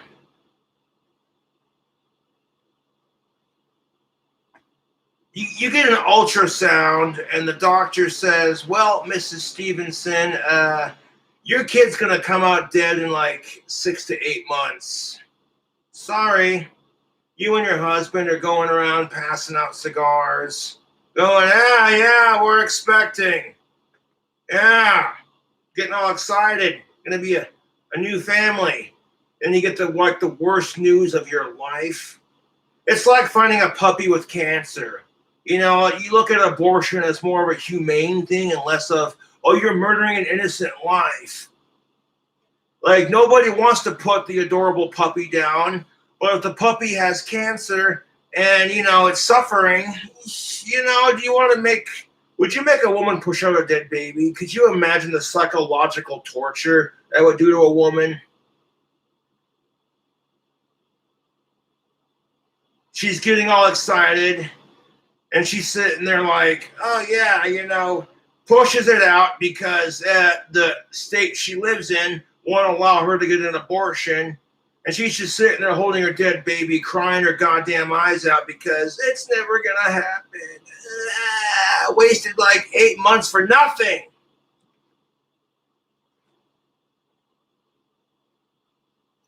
Insurance policy.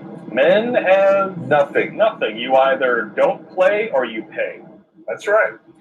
But it's a war on women. Yeah, they're the ones who have their reproductive freedoms threatened constantly. It's really a war on the genders because both sides are oppressed, both sides are depressed, both sides abuse each other, both sides use each other.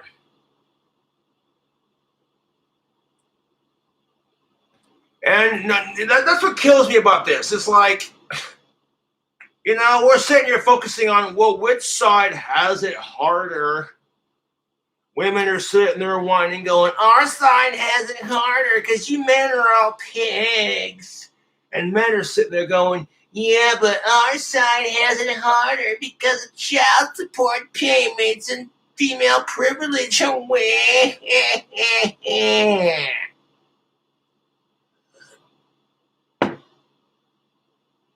It's almost 10 o'clock. God damn it. Yeah, sure. Nobody's threatening your reproductive freedoms. We're just simply threatening that we as taxpayers don't want to pay for your decisions. Yep. Anybody out there ever know of a woman who was a victim of maternity fraud? Yeah. Didn't think so. No, never happened. But from that point on, the narrative was set. Essentially, all women want this, and that is how propaganda works, Browder says. And as a result, and you know, if Browder would have been a freaking male and wrote an article like this and said, essentially, all women want is the same thing, blah, blah, blah, that dude would be chastised for being a goddamn sexist. Are you kidding me with this crap?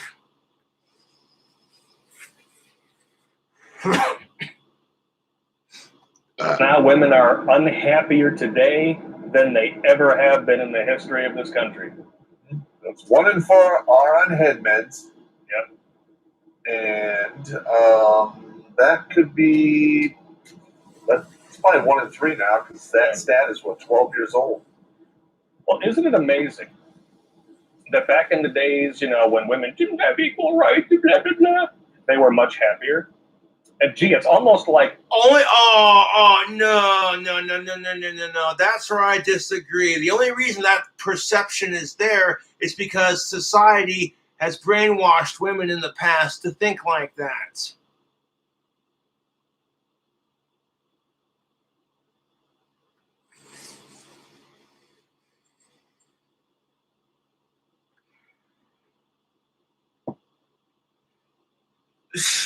And only because, let's be real, back in the day when women didn't have to go out and get a job like the man did, they could just sit at home, And aside from keeping the house clean and cooking her man a fucking meal when he comes home from work, really isn't that challenging. Apart from, hey, being a stay-at-home mom while your dad goes out, while your husband / the dad goes out to his construction job. It's like 1956. And he's sitting there building a goddamn skyscraper, and he's like 40 fucking goddamn stories in the air, smoking a fucking cigarette, eating a sandwich, and drinking his coffee.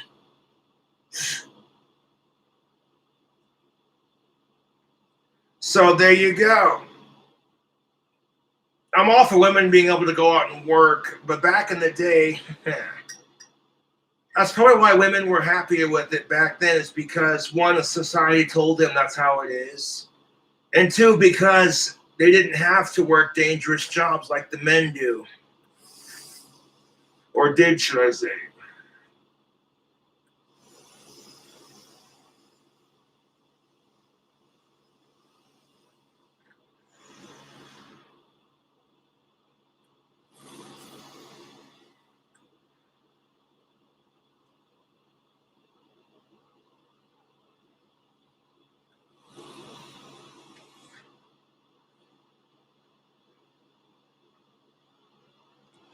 You know what I'm saying? Like, women back then eventually were unhappy with their circumstances. And the women today, some women are still unhappy. It just means people don't know what they want. It's not a matter of, at that point, of whether or not, you know what I'm saying?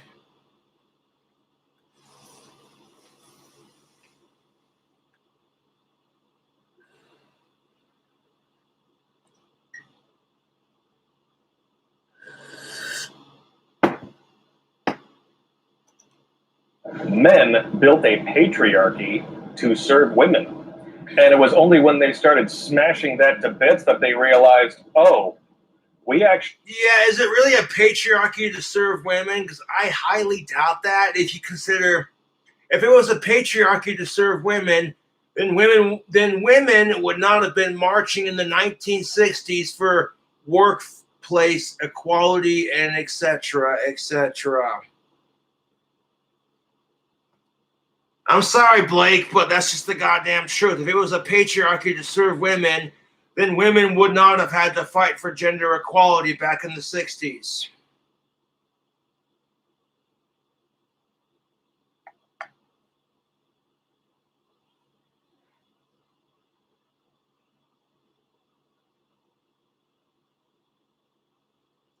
actually had it good. But most of them don't wake up and realize this until they're far past the wall and they're of no use to society or feminism anymore. So they can't. Like when they're allowed to / forced to take on jobs like any other man would, all of a sudden they realize, oh, hey, that stay-at-home mom shit was pretty cushiony compared to the real world. That could be the only reason why. So that'd be like the only reason why I could see Blake saying this crap. But outside of that, yeah. Can't even get the word out there until it's too late. And women, right around 38 is when feminism forgets you. Bye-bye. You are no longer a valuable tool in their arsenal of propaganda. Nope. While Brenda was married, past tense, and living a traditional lifestyle quite different from what she was espousing in Cosmopolitan, she too was corrupted by its influence. At one point, the ideas in those pages seeped into the most personal decision she and her husband could ever make. So not only was this Browder broad the sole reason why Cosmopolitan has had like fake bullshit propaganda crap in their magazine for like the last 30, 40 plus goddamn years. But it got so bad that she started believing her own bullshit and letting it influence her own goddamn life. Yeah, Captain Hindsight says you shouldn't have done that. This ought to be good. Go on now. At 27 years old, Browder was happily married with 2 children at home. When she became pregnant with a third, Shocker, want to sniff it? At 27 years old, Browder was happily married with 2 children at home when she became pregnant with a third kid. She and her husband decided to get an abortion. It was 1974, the year after Roe versus Wade. Which, in some circumstances, I'm kind of like, yeah, that's where I draw the line with the whole abortion thing. If you couldn't have put a goddamn condom on, or you and your other half couldn't have been more responsible, and the only reason you're getting an abortion is because you can't afford that third kid, screw you. You could have given it up for adoption. You know what I'm saying? You could have used protection.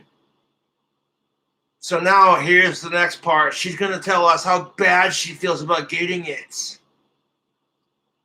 Wait for it. she and her husband decided to get an abortion. It was 1974, the year after Roe v. Wade. Hell, I have a okay. feeling this is going to go down a dark tunnel. It's not sounding good. Just like her husband's P. Nice. Browder, who lived in the Los Angeles area and later in 2 parts of Browder, who lived in the Los Angeles area and later in 2 parts of Connecticut, for most part her time writing for Cosmo, says she had an abortion in the same hospital where she previously gave birth. Holy crap, could you imagine the irony in that? Nurses are by that time are going, hey, Browder, how's it going? I see you're pregnant. You here to deliver it? No. Well, to deliver it into a blender and hit therape. Now, stem cells could be used for amazing medical shit, man. But let's not get into that right now, yes. Connecticut for most of her time writing for Cosmo, so she had the abortion in the same hospital where she previously... Yeah, I tend to think if you're working for a really fancy, like, high-end, whatever, like, popular, like, Cosmopolitan magazine, you're telling me that to be fair, minimum wage pay gap amongst women and men was more of a thing back in the 60s and 70s than it is today. But you can't tell me that working for a well-known magazine like Cosmopolitan that you couldn't, you know what I'm saying? You couldn't, like, grow a pair of tits and tell your man to get a second job or a bigger house.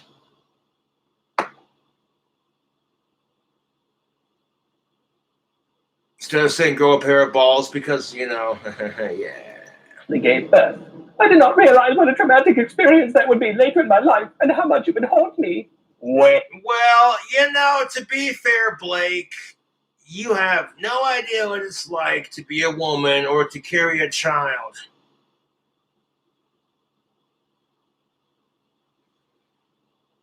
And I imagine that would be scarring on a woman, like...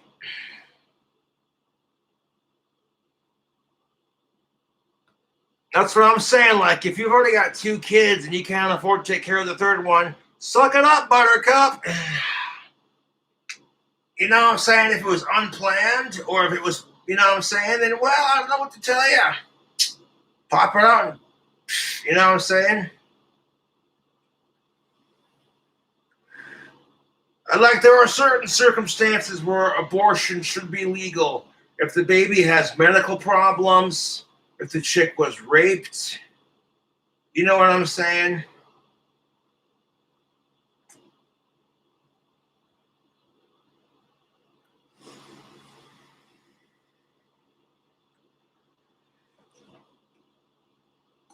And most women usually down the road really regret doing what they did, especially if they get to 38, 40 and have no kids, but then have, 1 to 4, maybe more flushes.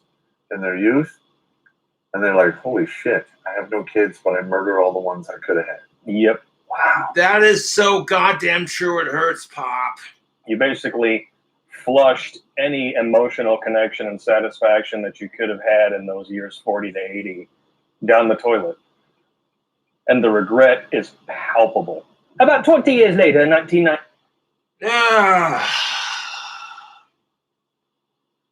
Why, YouTube? About 20 years later, in the year 1994, so I would have been like 3 or 4 at the time she wrote this, Browder's last piece appeared in Cosmopolitan about 10 years after that abortion. She converted to Catholicism and sought the help of the church to heal her from the abortion. Oh, Jesus fucking Christ. This is why I say the power of the mind is a wonderful thing. This is how they can get away with using religion to manipulate your mind. You have the power in yourself to say, you know what? Tough shit. I made a crap decision. Move on.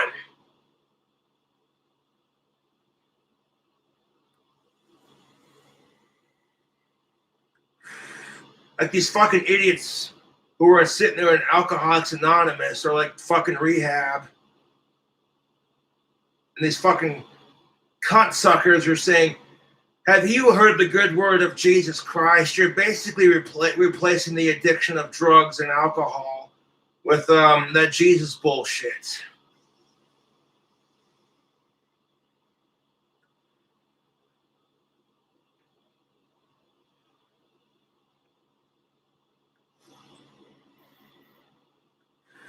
Which, hey, you know what? I'm not here to talk shit. I am not here to talk shit. Or at least not too much. If you had a real problem with, I mean, like a really shitty problem with drugs and alcohol and what have you, and turning to Christ is helping you better your life, then good on you. Even though that's just not my shtick, you know what I'm saying? Like, fuck your sky god and hell Satan.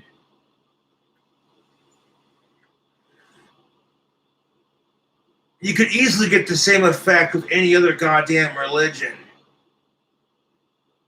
So instead of forcing people to choose Christianity in the 12-step programs, encourage them to look at religion. And if they're atheists and they say it's all a bunch of bullshit, they're all just racing to our graves to die for nothing, well then fuck.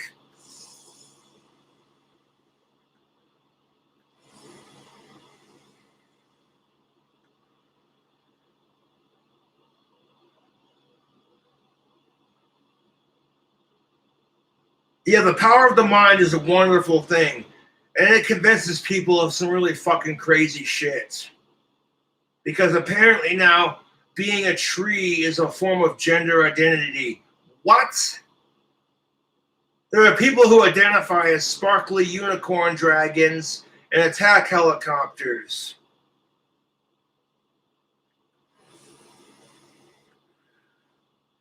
Speaking of alcohol, if you're thinking that kind of crap, someone's been hitting the Jack Daniels a little hard. Like, hey guys, I got this crazy idea, man. I would have gotten some alcohol today, but I was doing laundry all day, and yeah, so it is what it is.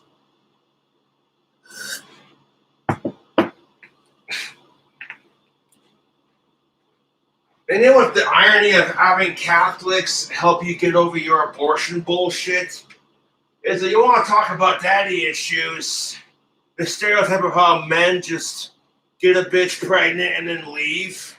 Isn't that kind of how Jesus was born? God fucks the Virgin Mary and says, oh, I'm sorry, not my responsibility, I'm out. And you thought Luke Skywalker and Darth Vader had some issues. Jerry.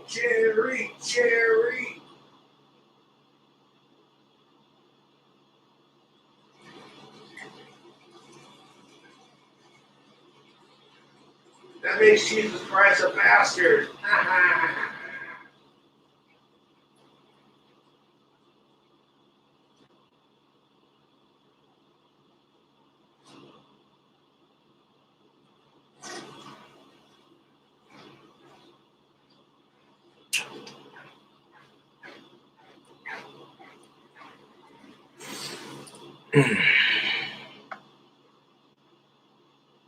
Yeah, religion is not going to help you heal from that crap. You just have to learn to forgive yourself.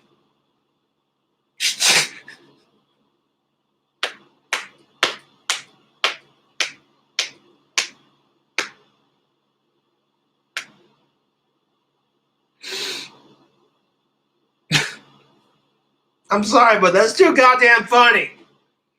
She turned into being a goddamn fucking Catholic just to fucking help her get over the... Wow. And Christians and Catholics say shit like, hey, God created everything, which means God created abortion.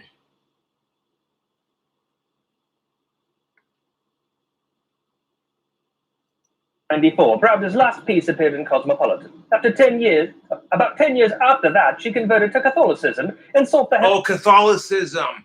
I thought it said Catholicism. I misread that. My bad. The fuck is Catholicism? Of the church to heal from the abortion. What were we saying earlier about regret and trying to unburden her soul of all the lies? Correct. There we go. And you know what? I mean, if you want to get healed in the... Yeah, here's a woman saying that the lies she spread about abortion being a female's right. If a woman said that crap, okay, that's how you feel. Okay, cool. But if a man were to say that crap, if a male were to say this crap, he would be labeled as the most toxic piece of shit. Eyes of the Catholics. One of the things they're not really going to forgive you for is Catholicism, Catholic. Yeah, Okay, forgive you for whatever. Just about everything else. So I read that right. Abortions and straight up murder, you can have a hard time dealing with the Catholic Church. When you start betraying the truth, it will come back to haunt you, she says. It will get you in the end. And that's why, even though I knew we were making up stories. When you start betraying the truth, it will come back to haunt you, she says. It will get you in the end. And that's why, even though she knew that her and her husband were doing their thing and that she was making up stories for Cosmopolitan just to sell a juicier magazine, she still got sucked in to her own bullshit and thought abortion would be okay. And abortion should be okay under certain circumstances. Stories, I still got sucked in and thought abortion would be okay. You were wrong. It's time to help people customize and save Liberty Mutual.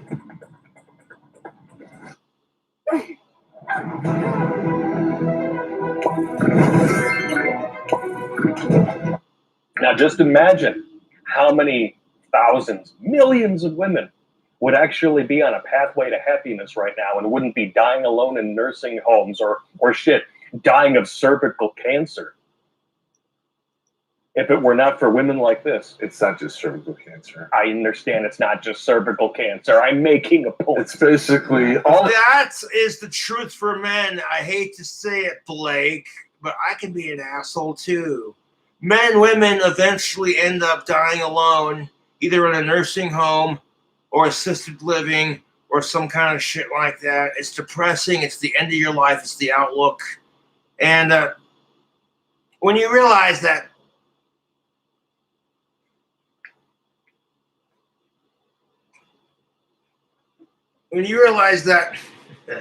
it does not matter whether or not you're getting the pussy or whether or not you have a relationship, it does not change your fucking outcome. Everyone dies alone in the end. You just learn to accept it. So when the time comes, it's just like, well, shit. It doesn't hurt as much, does it? The only difference is you either die alone with no kids, no wife, or you die alone with all your grandkids and great-grandkids going, oh, we're going to miss you. Which naturally so, because that shit sucks. The cancers that affect this area, yeah, usually came at the end of the... Yeah, men get cancer too, dude, so what the fuck?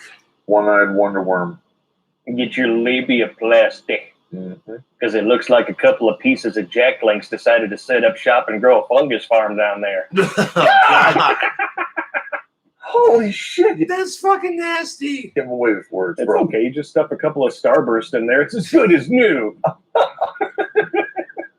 Oh, God, we need to get beyond that story, As long bro. as you suck the cysts out. We need to get Yeah. beyond that story. We're What is never that? going to get What is this story they keep referencing with the Starburst? I gotta see this. That just sounds fucking horribly gross, dude. beyond that story. Dude. It is legend. It's up there with Excalibur now. Proudest abortion isn't the only thing she has sought forgiveness. So Browder's abortion isn't the only thing she has sought forgiveness for in her book. She comes clean about the propaganda she wrote for Cosmopolitan, despite its casting an embarrassing shadow over her career as a journalist. Yeah, it's what it is. Forgiveness for. In her book, she comes clean about the propaganda she wrote for Cosmopolitan, despite its casting an embarrassing shadow over her career as a journalist. Well, if you're writing propaganda, you're not a journalist. So I wouldn't even call it a career. I mean, did somebody call her out on it? Or I don't know. I mean, most of the times, if nobody's calling you out on your shit as a lie, how could it? Well, the kind of women who would read her bullshit are not going to think it's a lie. Yeah. So this could just be her own, like the new community that she's come into since converting to Catholicism. Who knows? Correct. Like, this Browder chick wants to apologize. What she did is no different than some bullshit BuzzFeed article.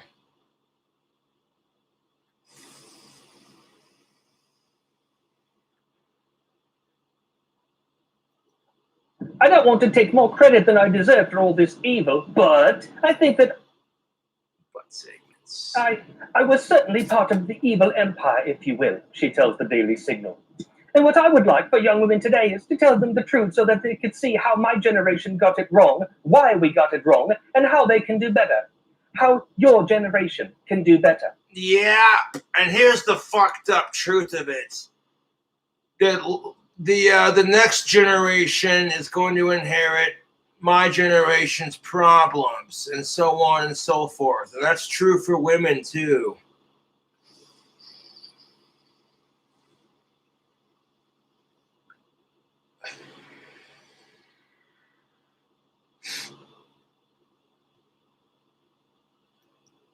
I'm sorry.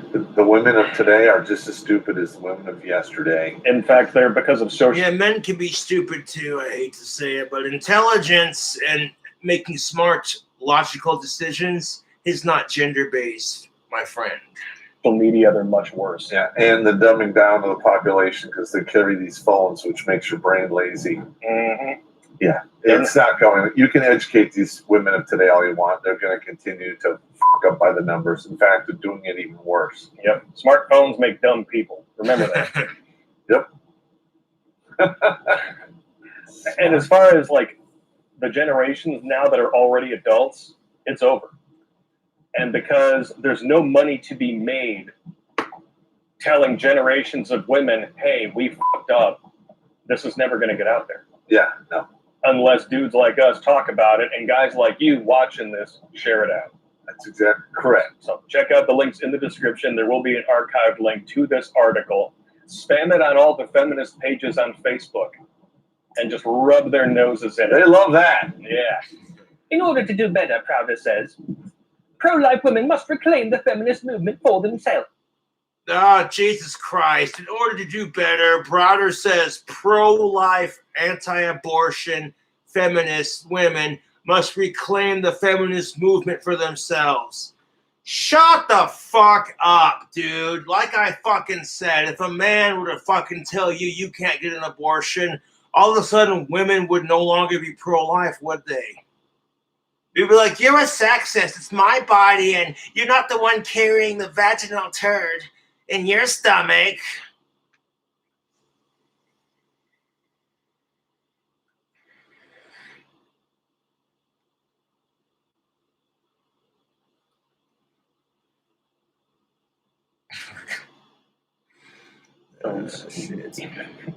There is such a thing as pro-life feminism. pro-life feminism. Yeah, explain to me how that fucking works. When you got feminazis who are saying hashtag kill all men, but you're totally pro-life. Yeah, you sound like it. So, like, murdering babies because they might have cancer and because stem cells would be beneficial to a lot of people who need it, and because, you know, she might have been raped, and sometimes, I'm not going to call it murder, let's be real, but that's not okay. No, fuck off. But hashtag kill all men, that's perfectly fine. Just asking for a friend. Yeah, you sound pro-life, let me tell you.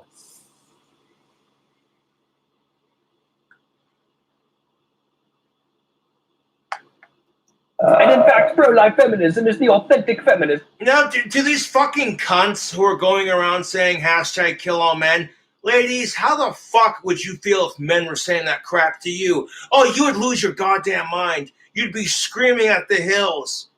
Like, you'd be fucking, your snatch would be steaming. All you'd hear is, it's like is someone making a spot of tea in the kettle on the stove. Nope, that's just an angry feminist with steam coming out of her snatch. Ism of the 21st century, she says. All right. Good luck with that. Yeah. Because that's not what the media is never going to put that out. Never going to sell that. Number one, and it also smells like another piece.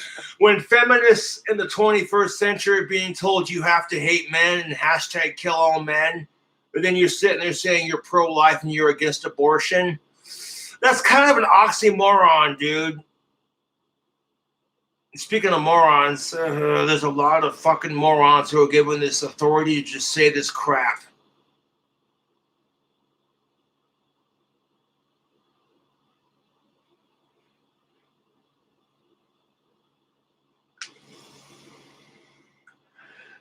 Just because you work for a goddamn magazine company or you work for fucking BuzzFeed doesn't give you the right to just spew bullshit. Women who sit there and bitch about gender equality, but then turn around and scream hashtag kill all men, but the same women were to get pissed off if men were to say that crap about women. That's not gender equality, sweetheart. If it's wrong for men to say it, it should be wrong for you to say it.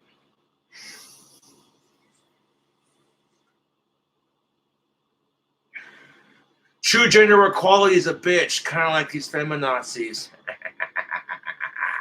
Propaganda she's created. Anything that puts power back in the hands of average men is never going to see the airwaves. Correct. They insist that we have the power while they've taken it all away. Anything that actually gives it back, no.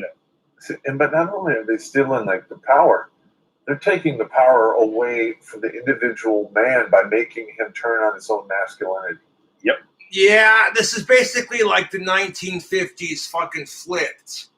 Back in the day, like, women had no rights. Women were losing their rights. Women were treated like your opinion doesn't matter and know your place in society. Does that sound familiar, fellas? Being told, shut the fuck up, you're just mansplaining. Fucking Gen Z bullshit. Wow. Because now it's about globalism. It's not in nationalism. They've tried to convert that into a dirty word and call patriots terrorists. Yep. That's why it's never been about gender. They tried the gender thing, it failed. The race thing has the potential to work, and that's why they're doubling down on it and changing the definition of it. Because race is something that will never go away. Gender now, thanks to the far left, can change on a dime. That's right. So can race. So can race, Blake. The same far left YouTube, the same far left is sitting there saying, oh, you're transracial.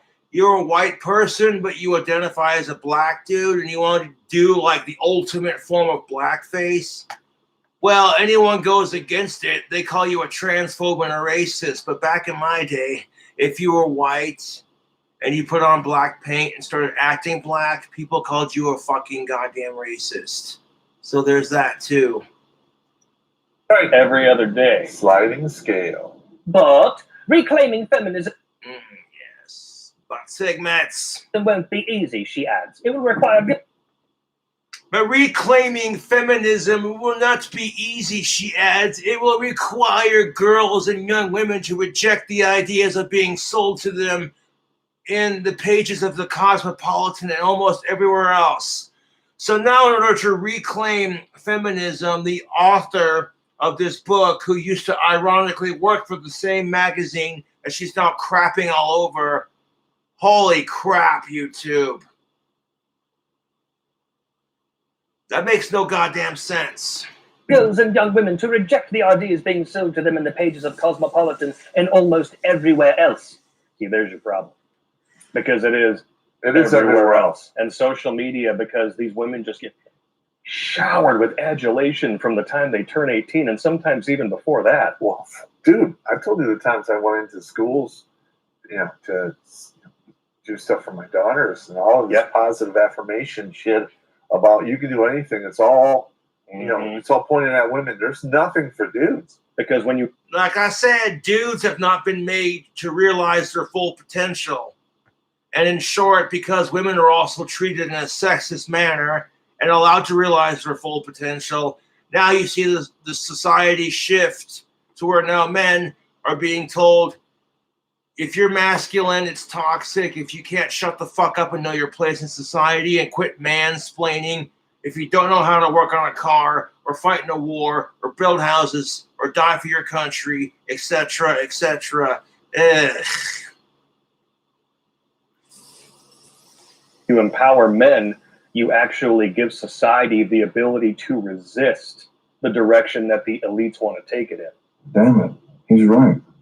Well said. That's why you stuff for my daughters and all of this positive affirmation shit about you can do anything. It's all, it's all pointed at women. There's nothing for dudes. Because when you empower men, you actually give society the ability to resist the direction that the elites want to take it in. And that's true for women and the way women have grown up. That's why the feminist movement in the 1960s got so much crap, is because back in the day, men had more power. And now that the power dynamic has shifted, men feel a little uncomfortable, like getting a small taste of what women have had to put up with. I don't know. You know what I'm saying? I don't know, YouTube. It's just like, dude, come on. That's why gender equality is hard to come by. True equality will never exist amongst the genders. Let's be goddamn real. Because if you're trying to make one side happy, the other side's going to be pissed off. That's just how it is. So you're trying to make that side happy, but now you pissed off the first side. It's just like, ugh. Damn it. He's right. Well said. That's why you cripple the military, call masculinity toxic while encouraging women to take on more masculine traits. And for some reason, they haven't caught on to that yet, and I don't know why. Why all this hijacking of the women's movement? That's like saying you were encouraging men to be more feminine, but as soon as you do, you man shame them for it. That's like encouraging men to take on more feminine traits and then, shaming them for it.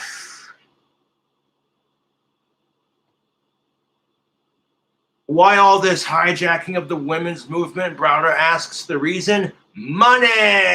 Then Browder asks, money! It's time to help people customize and save with Liberty Mutual. People with ADHD save 10 hours reading articles with this Chrome extension. But no, by all means. No. Why was Cosmo so successful? Because it attracted advertisers. Why was Cosmopolitan magazine so successful? Because it attracted advertisers. Why did it attract advertisers? Because it worked when a young woman felt insecure. Young women reads these magazines and thinks that she has to have perfumes, cosmetics, hair products, beautiful clothes, singles travels, single lifestyles, abortions, contraceptions. When she thinks she has to have all these things, she's going to spend a lot of money. Yeah. advertisers. Why did it attract advertisers? Because it worked. When a young woman, an insecure young woman, reads these magazines and thinks that. And you know what kills me about this crap? And the chick who's writing this article says it best.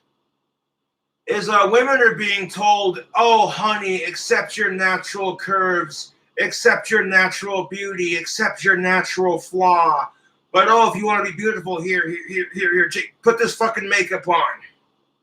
Put this goddamn red dress on, you slut.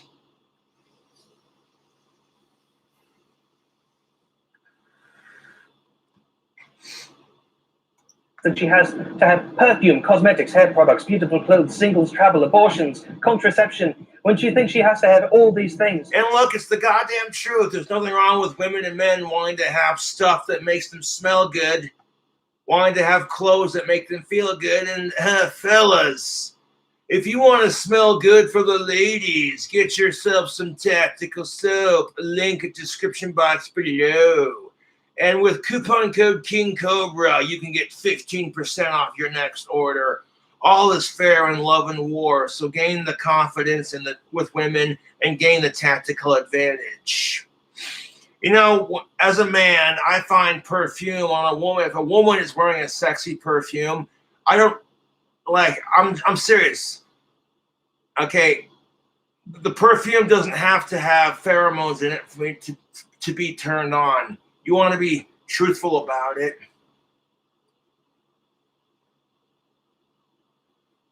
You know what I'm saying? Like, a woman can wear a nice smelling perfume, and if it's received by the male sex as, oh, she smells pretty, that's going to get that dude turned on and attracted to her without her having to infuse it with pheromones. So there's just that argument right there. If you're a woman and you don't like the soap I rock with, maybe get your man a bar and see how it works for yourself. Or you're just mad that men have evened the playing field.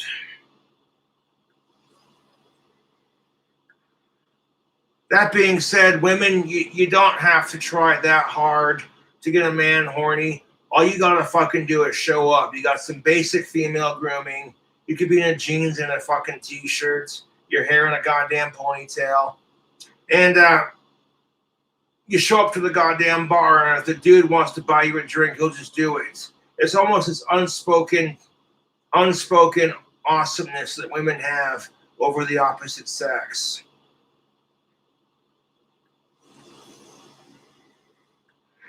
Unless you're a top tier dude, or you're with your girlfriend, or you're with a group of dudes, or like in some chicks hanging out with your friends, most of the time the dude's not going to have a drink bought for him.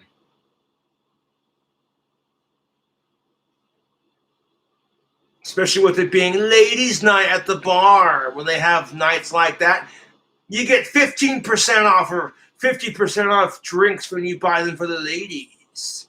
They do that on purpose because, yeah, just like men, women are likely to sleep with less attractive members of the opposite sex when they're hammered. She's going to spend a lot of money. Yep. Remember when I went through those two magazines? You both are sitting there drunk off your ass, you and this chick, and you go back to her place or she goes back to your place, and you both wake up the next day with like the worst goddamn hangover. You're just like, oh, my head. And you both look at each other and go, oh, God, I slept with that. Ugh. And you both say the same thing. Well, you're not so good looking yourself. And you both are saying the same thing. And then the walk of shame. The walk of shame. You go back to your place and you're looking in the mirror.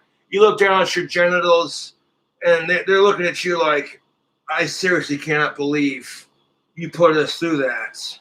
What the fuck, you asshole? You stupid bitch. What were you thinking?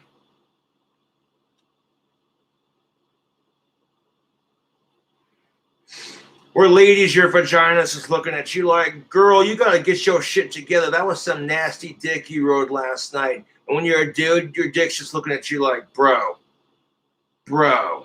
seriously?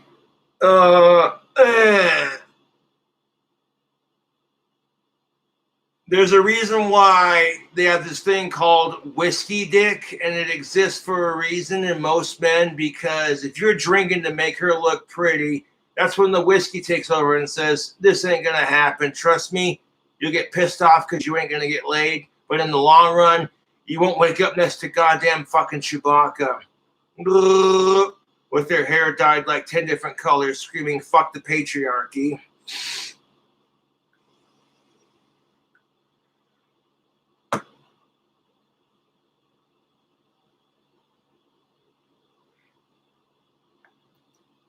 And I dissected them into what, selling, how many pages, how many ads, all the shit. And that was a good episode. That was a good episode, man. This is what's frustrating for women and men, the whole ideology of the concept of gender, what makes a man, what makes a woman. It's being challenged every day. For fuck's sake, you see goddamn freaking Harry Styles wearing a goddamn dress. Like, it's so shocking. And yeah, you're not the first dude to wear a dress. Several men have beaten you to it already. So you're not really setting any trends. You're just doing it to like be a part of something. Harry Styles sucks. I'm gonna put a link to it in the description. Yeah, I ripped apart. I did a whole comparison between the two different types. And the only reason he's doing it is because it created controversy, not because hey. And they're really close between the chicks and the dudes. And now here's the thing of it. As women are being told this is the ideal female lifestyle. And then some other female comes in and says, no, they're wrong. This is how you're supposed to do it. And then another female comes in and says, no, she's wrong. And it's just like, shut the fuck up with all this bullshit. At the time, GQ was still somewhat pro-male. Not anymore. Not anymore. Nope. They probably have more in common now than they did then. Yeah. We might be able to do an update on that. Maybe. Yeah. Browder ads, they're telling you on the one hand, be yourself. On the other hand, they're saying, you're not good enough the way you are. Yes, that's exactly what I was just getting at. This is the kind of crap women and men have to put up with, more so women on this issue. Women are being told, just be yourself. Your natural beauty is accepted. But then being told, it's not good enough. Buy these feminine products. Buy makeup. Buy push-up bras. It's the goddamn truth.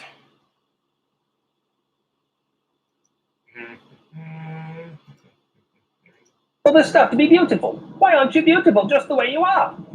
Here's the perfume. Oh yeah, you stink too. Oh, and by the way, your hands don't look very nice either. And your hair color is wrong. Oh, and when you're tired of hearing about that, have some ice cream and a little booze to go with it, because then you'll be too fat and we'll have to put you on a diet. You see what they're doing to you, ladies? They are marching you in circles. Yeah, they kind of are. And it's really fucked up. And you're lemmings. You're just getting marched right off a fucking cliff.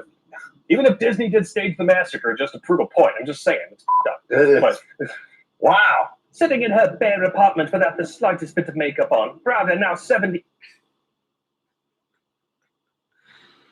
Sitting in her bare apartment without the slightest bit of makeup on, Browder, now 74, giggles at the ridiculousness of the idea that she once told women were the secret to happiness and success. So, look, it's a personal choice. Some women feel happier without makeup because it's their body, it's their right. It's the same argument that women make for putting it on in the first place. 74 years old, good Lord. Before, giggles at the ridiculousness of the ideas that she once told women were the secret to happiness and success. She's almost the age of my mother. We've been giggling about this shit for 10 years. Where have you been, lady? Yeah, and you know what? A lot of these women today are going to wind up... Yeah, you laugh at it until they start doing this crap to men. Fellas, you don't have to have a big penis. It's the size of your ocean, not the size of your boat. Oh, wait, you ain't a real man because you got a small penis.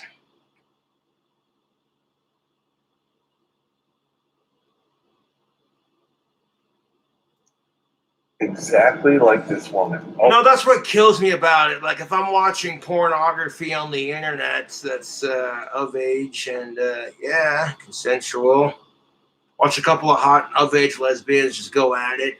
I'll get some spam in my folder for penis pills. That's why, you know, that's like a stereotype. Oh, you're watching porn because of not because, oh, the dating scene sucks and all you can do is wait patiently.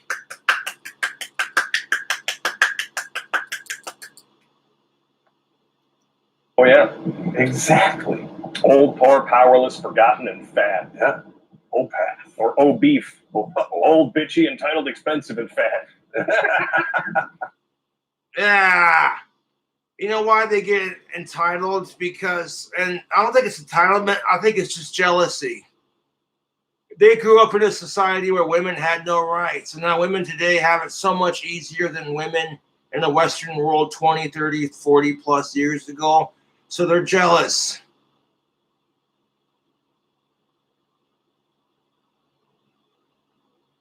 Whereas men today are jealous of the men of yesteryear.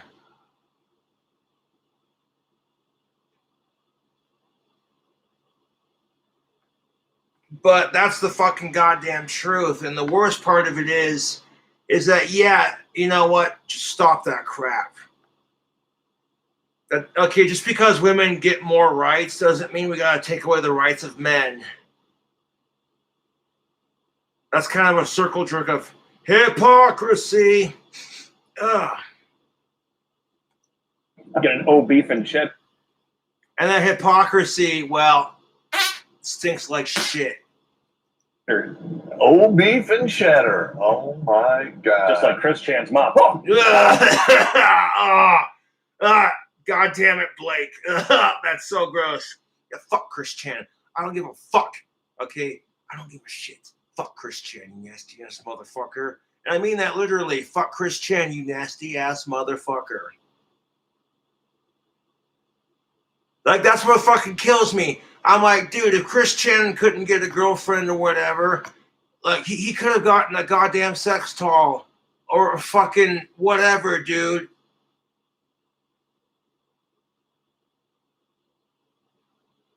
He could have gotten a pocket pussy.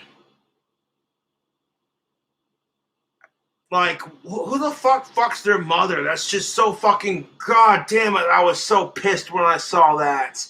It blew up the fucking internet for a couple days. I'm sitting here like, this can't get any worse. Oh wait, San Francisco is trying to legalize pedophilia, and apparently transgendered pets are a thing.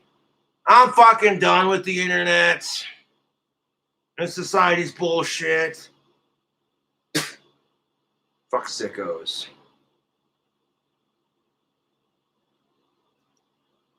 But then she turns serious, reflecting on the damage she's done and the damage such magazines and websites continue to do. But then she turns serious, reflecting on the damages that she's done and the damage such as magazines and websites continue to do. Now there's the other side of it. I say, we're all liberated. And the other side of it, it's not just the feminist bullshit, it's just in general, misinformation and fake bullshit does a lot of damage. Rated are we? On the one hand, yes, we can go to court. Now, there's the other side of it. She says, we're all liberated. Are we? She asks. On one hand, yes. Women can go to college and can get a degree, and women can be doctors, lawyers, engineers, whatever. All that's good and dandy. Women can do all that stuff. Women can make all the money. College, we can get a degree. We can be doctors, lawyers, engineers. We can do all this stuff. We can make all this money. But keep taking my butts, lady. Browder pauses, looking at the iPhone on a kitchen table. How liberated are we if our girls have got that in their pockets before they can even think? But how liberated are they if women have iPhones in their kitchen table or in their pocket before they can think?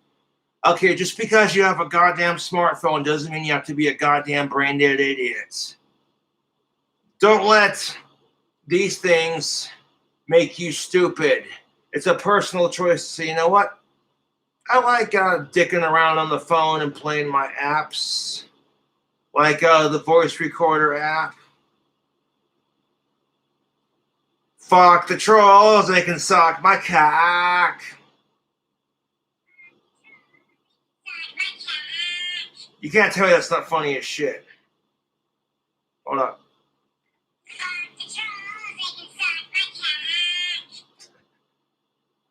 Freaking sweet.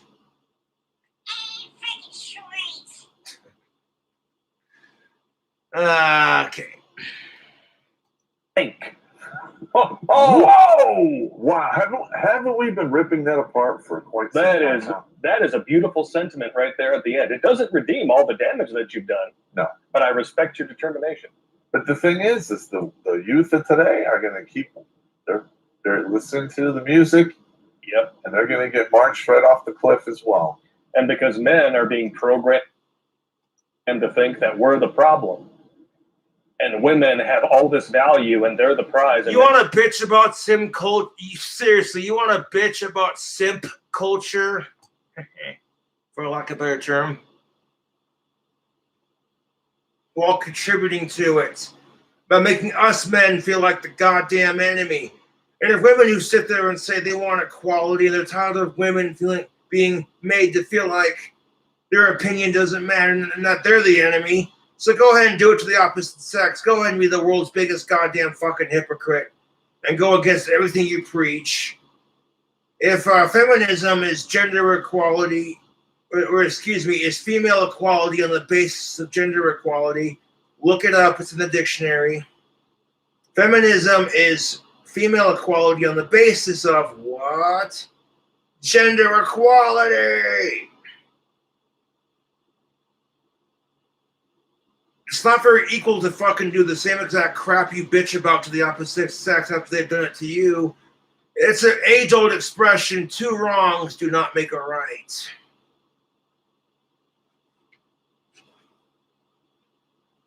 If anything, it'll just continue to fucking divide our asses. Fuck this shit.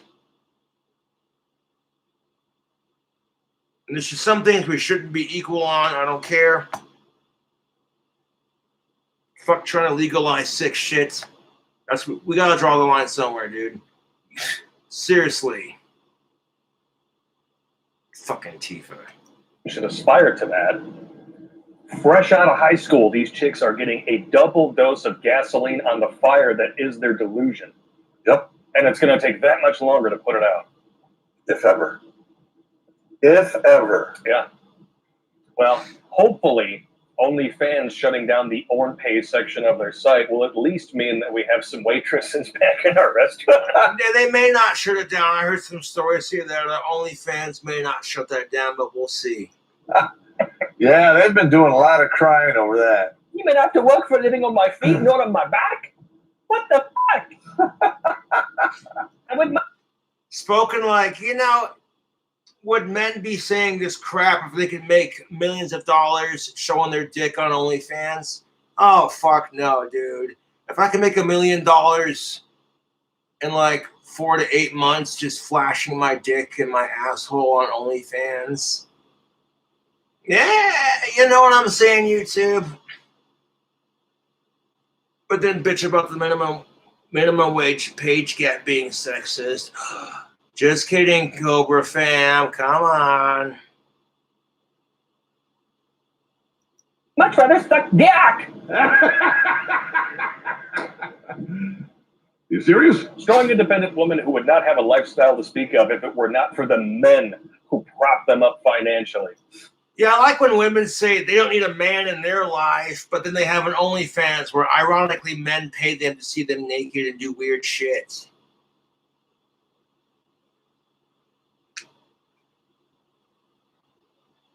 She don't need a man in her life as she sets up an OnlyFans to completely suck men dry of all their fucking money, who have just as much of a hard time at finding a partner as they do. So instead of just being like, shh. Conveniently, this is why a lot of men prefer Chatterbait or OnlyFans, because it's easier than the real thing. Not as satisfying, but not as frustrating either. And women and men don't have to make it frustrating.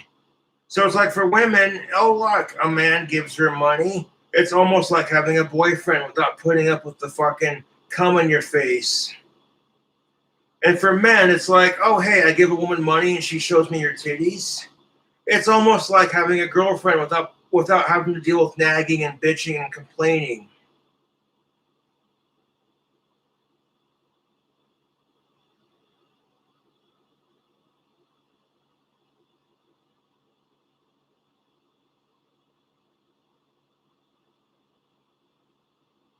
That's going to piss a lot of people off. That being said, fellas, if your girlfriend is sucking your dick and you could just feel you're about to fucking bust, you know, would it kill you to give her a fucking heads up? That way she can decide what she, you know what I'm saying, when that thing goes off.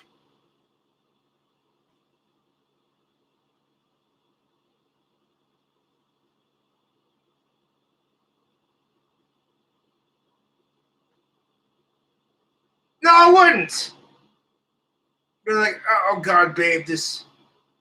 Oh my God, you know, you're sitting there, your of age girl is sucking you off, and you give her titties a squeeze. You run your hands delicately up the curve of her waist, up and down a little bit, and then you grab her ass. Then, oh God, you're about to bust, and then give her a warning. Just be like, you know, common courtesy. Be like, hey babe, this head feels really amazing. I'm about to, and then she can pull away and be like, whoa! Get it all over her hand instead of all over her goddamn mouth and face.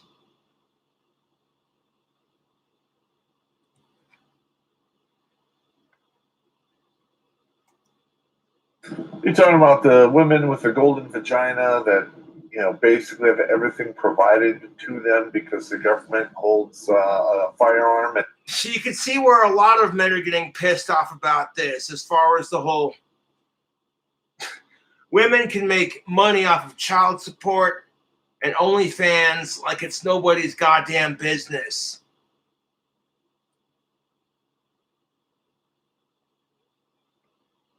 And then have the goal to bitch when it's unfair when they get a regular job. And, you know, to be fair, it is a bitch. Because both sides face some sort of systematic oppression.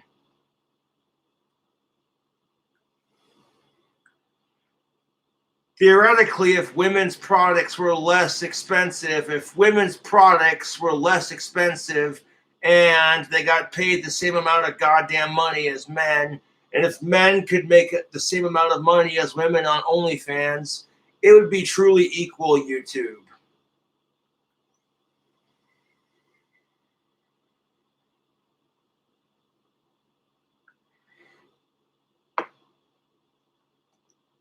At the heads of men to pay for that shit. Ironically, while saying we're not responsible enough to have our AKs and ARs, despite the fact they just gift wrapped an entire war to the Taliban. Correct. Fuck Isn't the that Taliban. amazing? Fuck amazing. They're not responsible enough to have firearms. Oh, this? I didn't see that poll.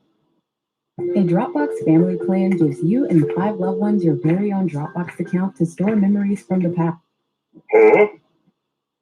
So like when you say, hey, let's pull out, kind of like in Afghanistan, and we're like, let's pull out of here. And then the Taliban and ISIS now have access to weapons that were accidentally left behind by the U.S. Fuck ISIS and fuck the Taliban. That's kind of like a dude saying, oh yeah, he's fucking his of-age chick. I'm totally going to pull out. And then right when he's about to bust, sticks it right in there and says, psych, take that. And then fucking ditches. As soon as she gets pregnant. Fuck ISIS, fuck the Taliban. Jackasses. So, straight from the menopausal horse's mouth, feminism was always a lie. They might have had some legitimate beef, but feminism's not a lie necessarily. It's not wrong for women to want equality, my dude. It's just that when they take it and stereotypically twist it into what feminism has become today, which is a man-hating group.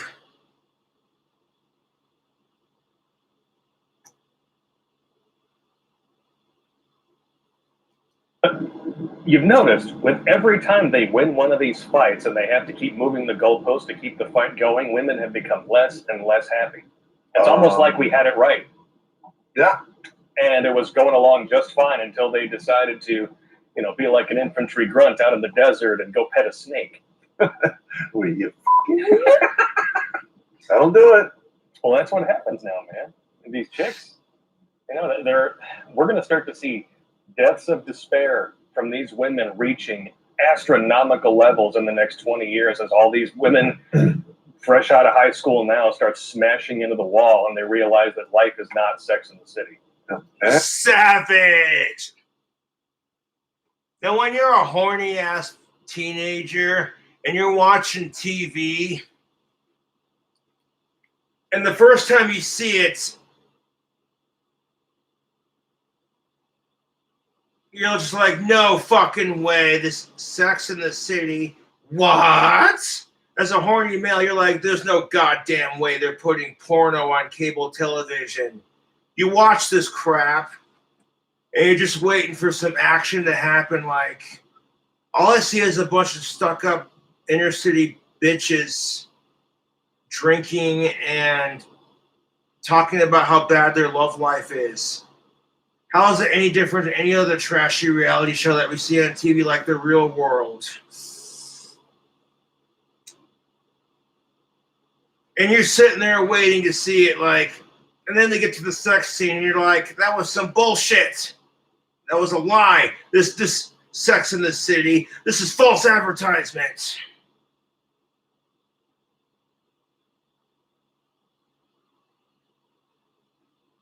And then you quit watching. Side note, if you're a dude and you watch Sex in the City and you read Cosmopolitan magazine, you might be gay. Okay, I'm sorry, that was too far, Cobra fam.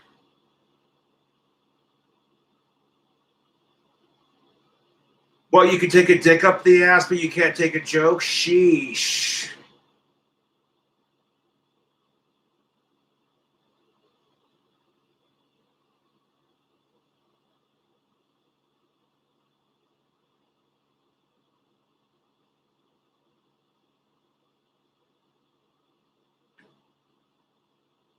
I'm just kidding, YouTube fam. That was...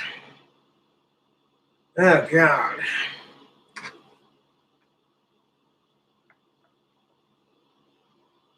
And we did a whole video about it called the Spinster Bubble. Don't pop the Spinster Bubble.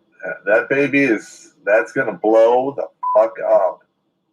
In your face, and not in the way that you're used to, where, you know, you can just wipe it off with a hanky. But make no mistake, dudes, just because this woman is coming clean now does not mean she's different and she loves you. She just wants to unburden her soul from all the damage that she's done. Yeah, she is basically going over the cliff right now. She wants to kick off some cargo. Yeah, she's going over Niagara Falls in a barrel, and she's just hoping she gets to the whole rosary before she hits the rocks at the bottom. Yep. I hope that word of this gets out there and women actually take it to heart and start looking up things for themselves, like, hey, head meds are way off the charts. People are over-medicated, over-sexed, and undereducated. Oversexed. People are oversexed. Dude, I haven't had pussy in almost 4 years, god damn it. And all I can do is wait patiently for that one of-age chick to be like, I don't care if he's going bald or if he has Asperger's or if he's got that creepy fucking stalker-looking face with those serious fucking eyes. Like, I don't intentionally mean to creep women out. It just happens. When you have a serious face, like a natural, just serious face, regardless if you're a man or a woman, you're going to creep some people out. It's just what it is. Only for women, they call that resting bitch face. Some women just have natural resting bitch face and they can't help it. Just like some dudes have a natural creepy guy sort of face, you know, they can't help it.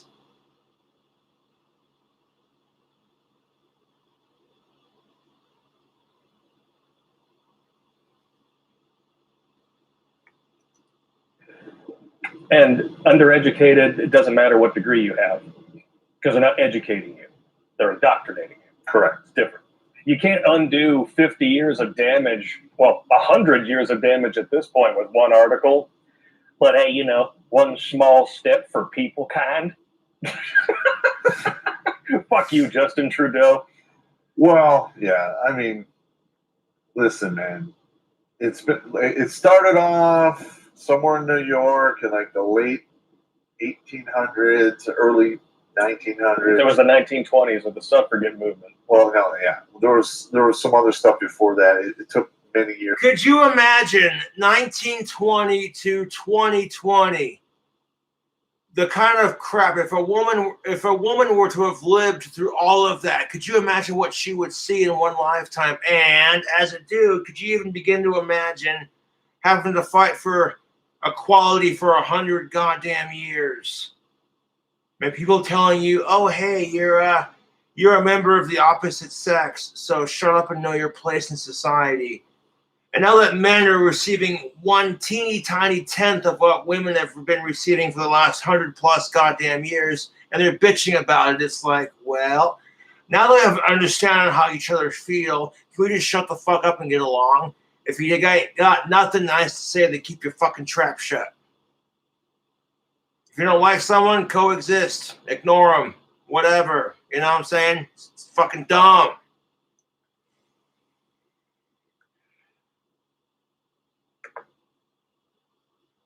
Years before it get up and running. It was Well, yeah, very slow. The suffragettes had their opposition too. Feminists would have you believe every woman was out there with picket signs in the 1920s demanding the right to vote. No, it was a small minority, just like it is today.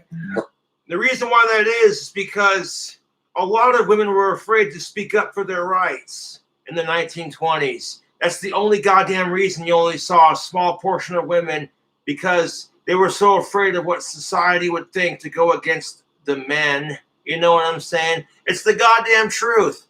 This is the very same goddamn reason today why you don't see a whole lot of men supporting feminism, because they might get labeled as one of those toxic males that's just trying to get laid. Or he doesn't give a shit about women. You know what I'm saying? Fuck that. And there are some assholes who are like that, and it ruins it for the good guys like me, so there you go. So treat them like a minority, and don't give them welfare. That's right. Ignore them. Tell them to shut the fuck up. And now we're going to go inside and get some food. Yes! Tell them to shut the fuck up. Yeah, but when men get told shut the fuck up, you're just mansplaining. It's a different story, right? Asking for a friend. I generally agree with some of the crap they're talking about from a man's perspective. I can kind of relate to it, not entirely, because, you know,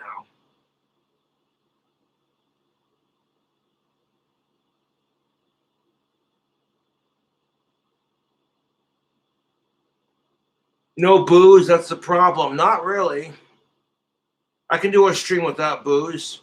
I would have gotten some earlier, but I was busy doing laundry. I had a lot of laundry to do, and yeah. Oh, I got it done, so with that being said, I'll catch you later.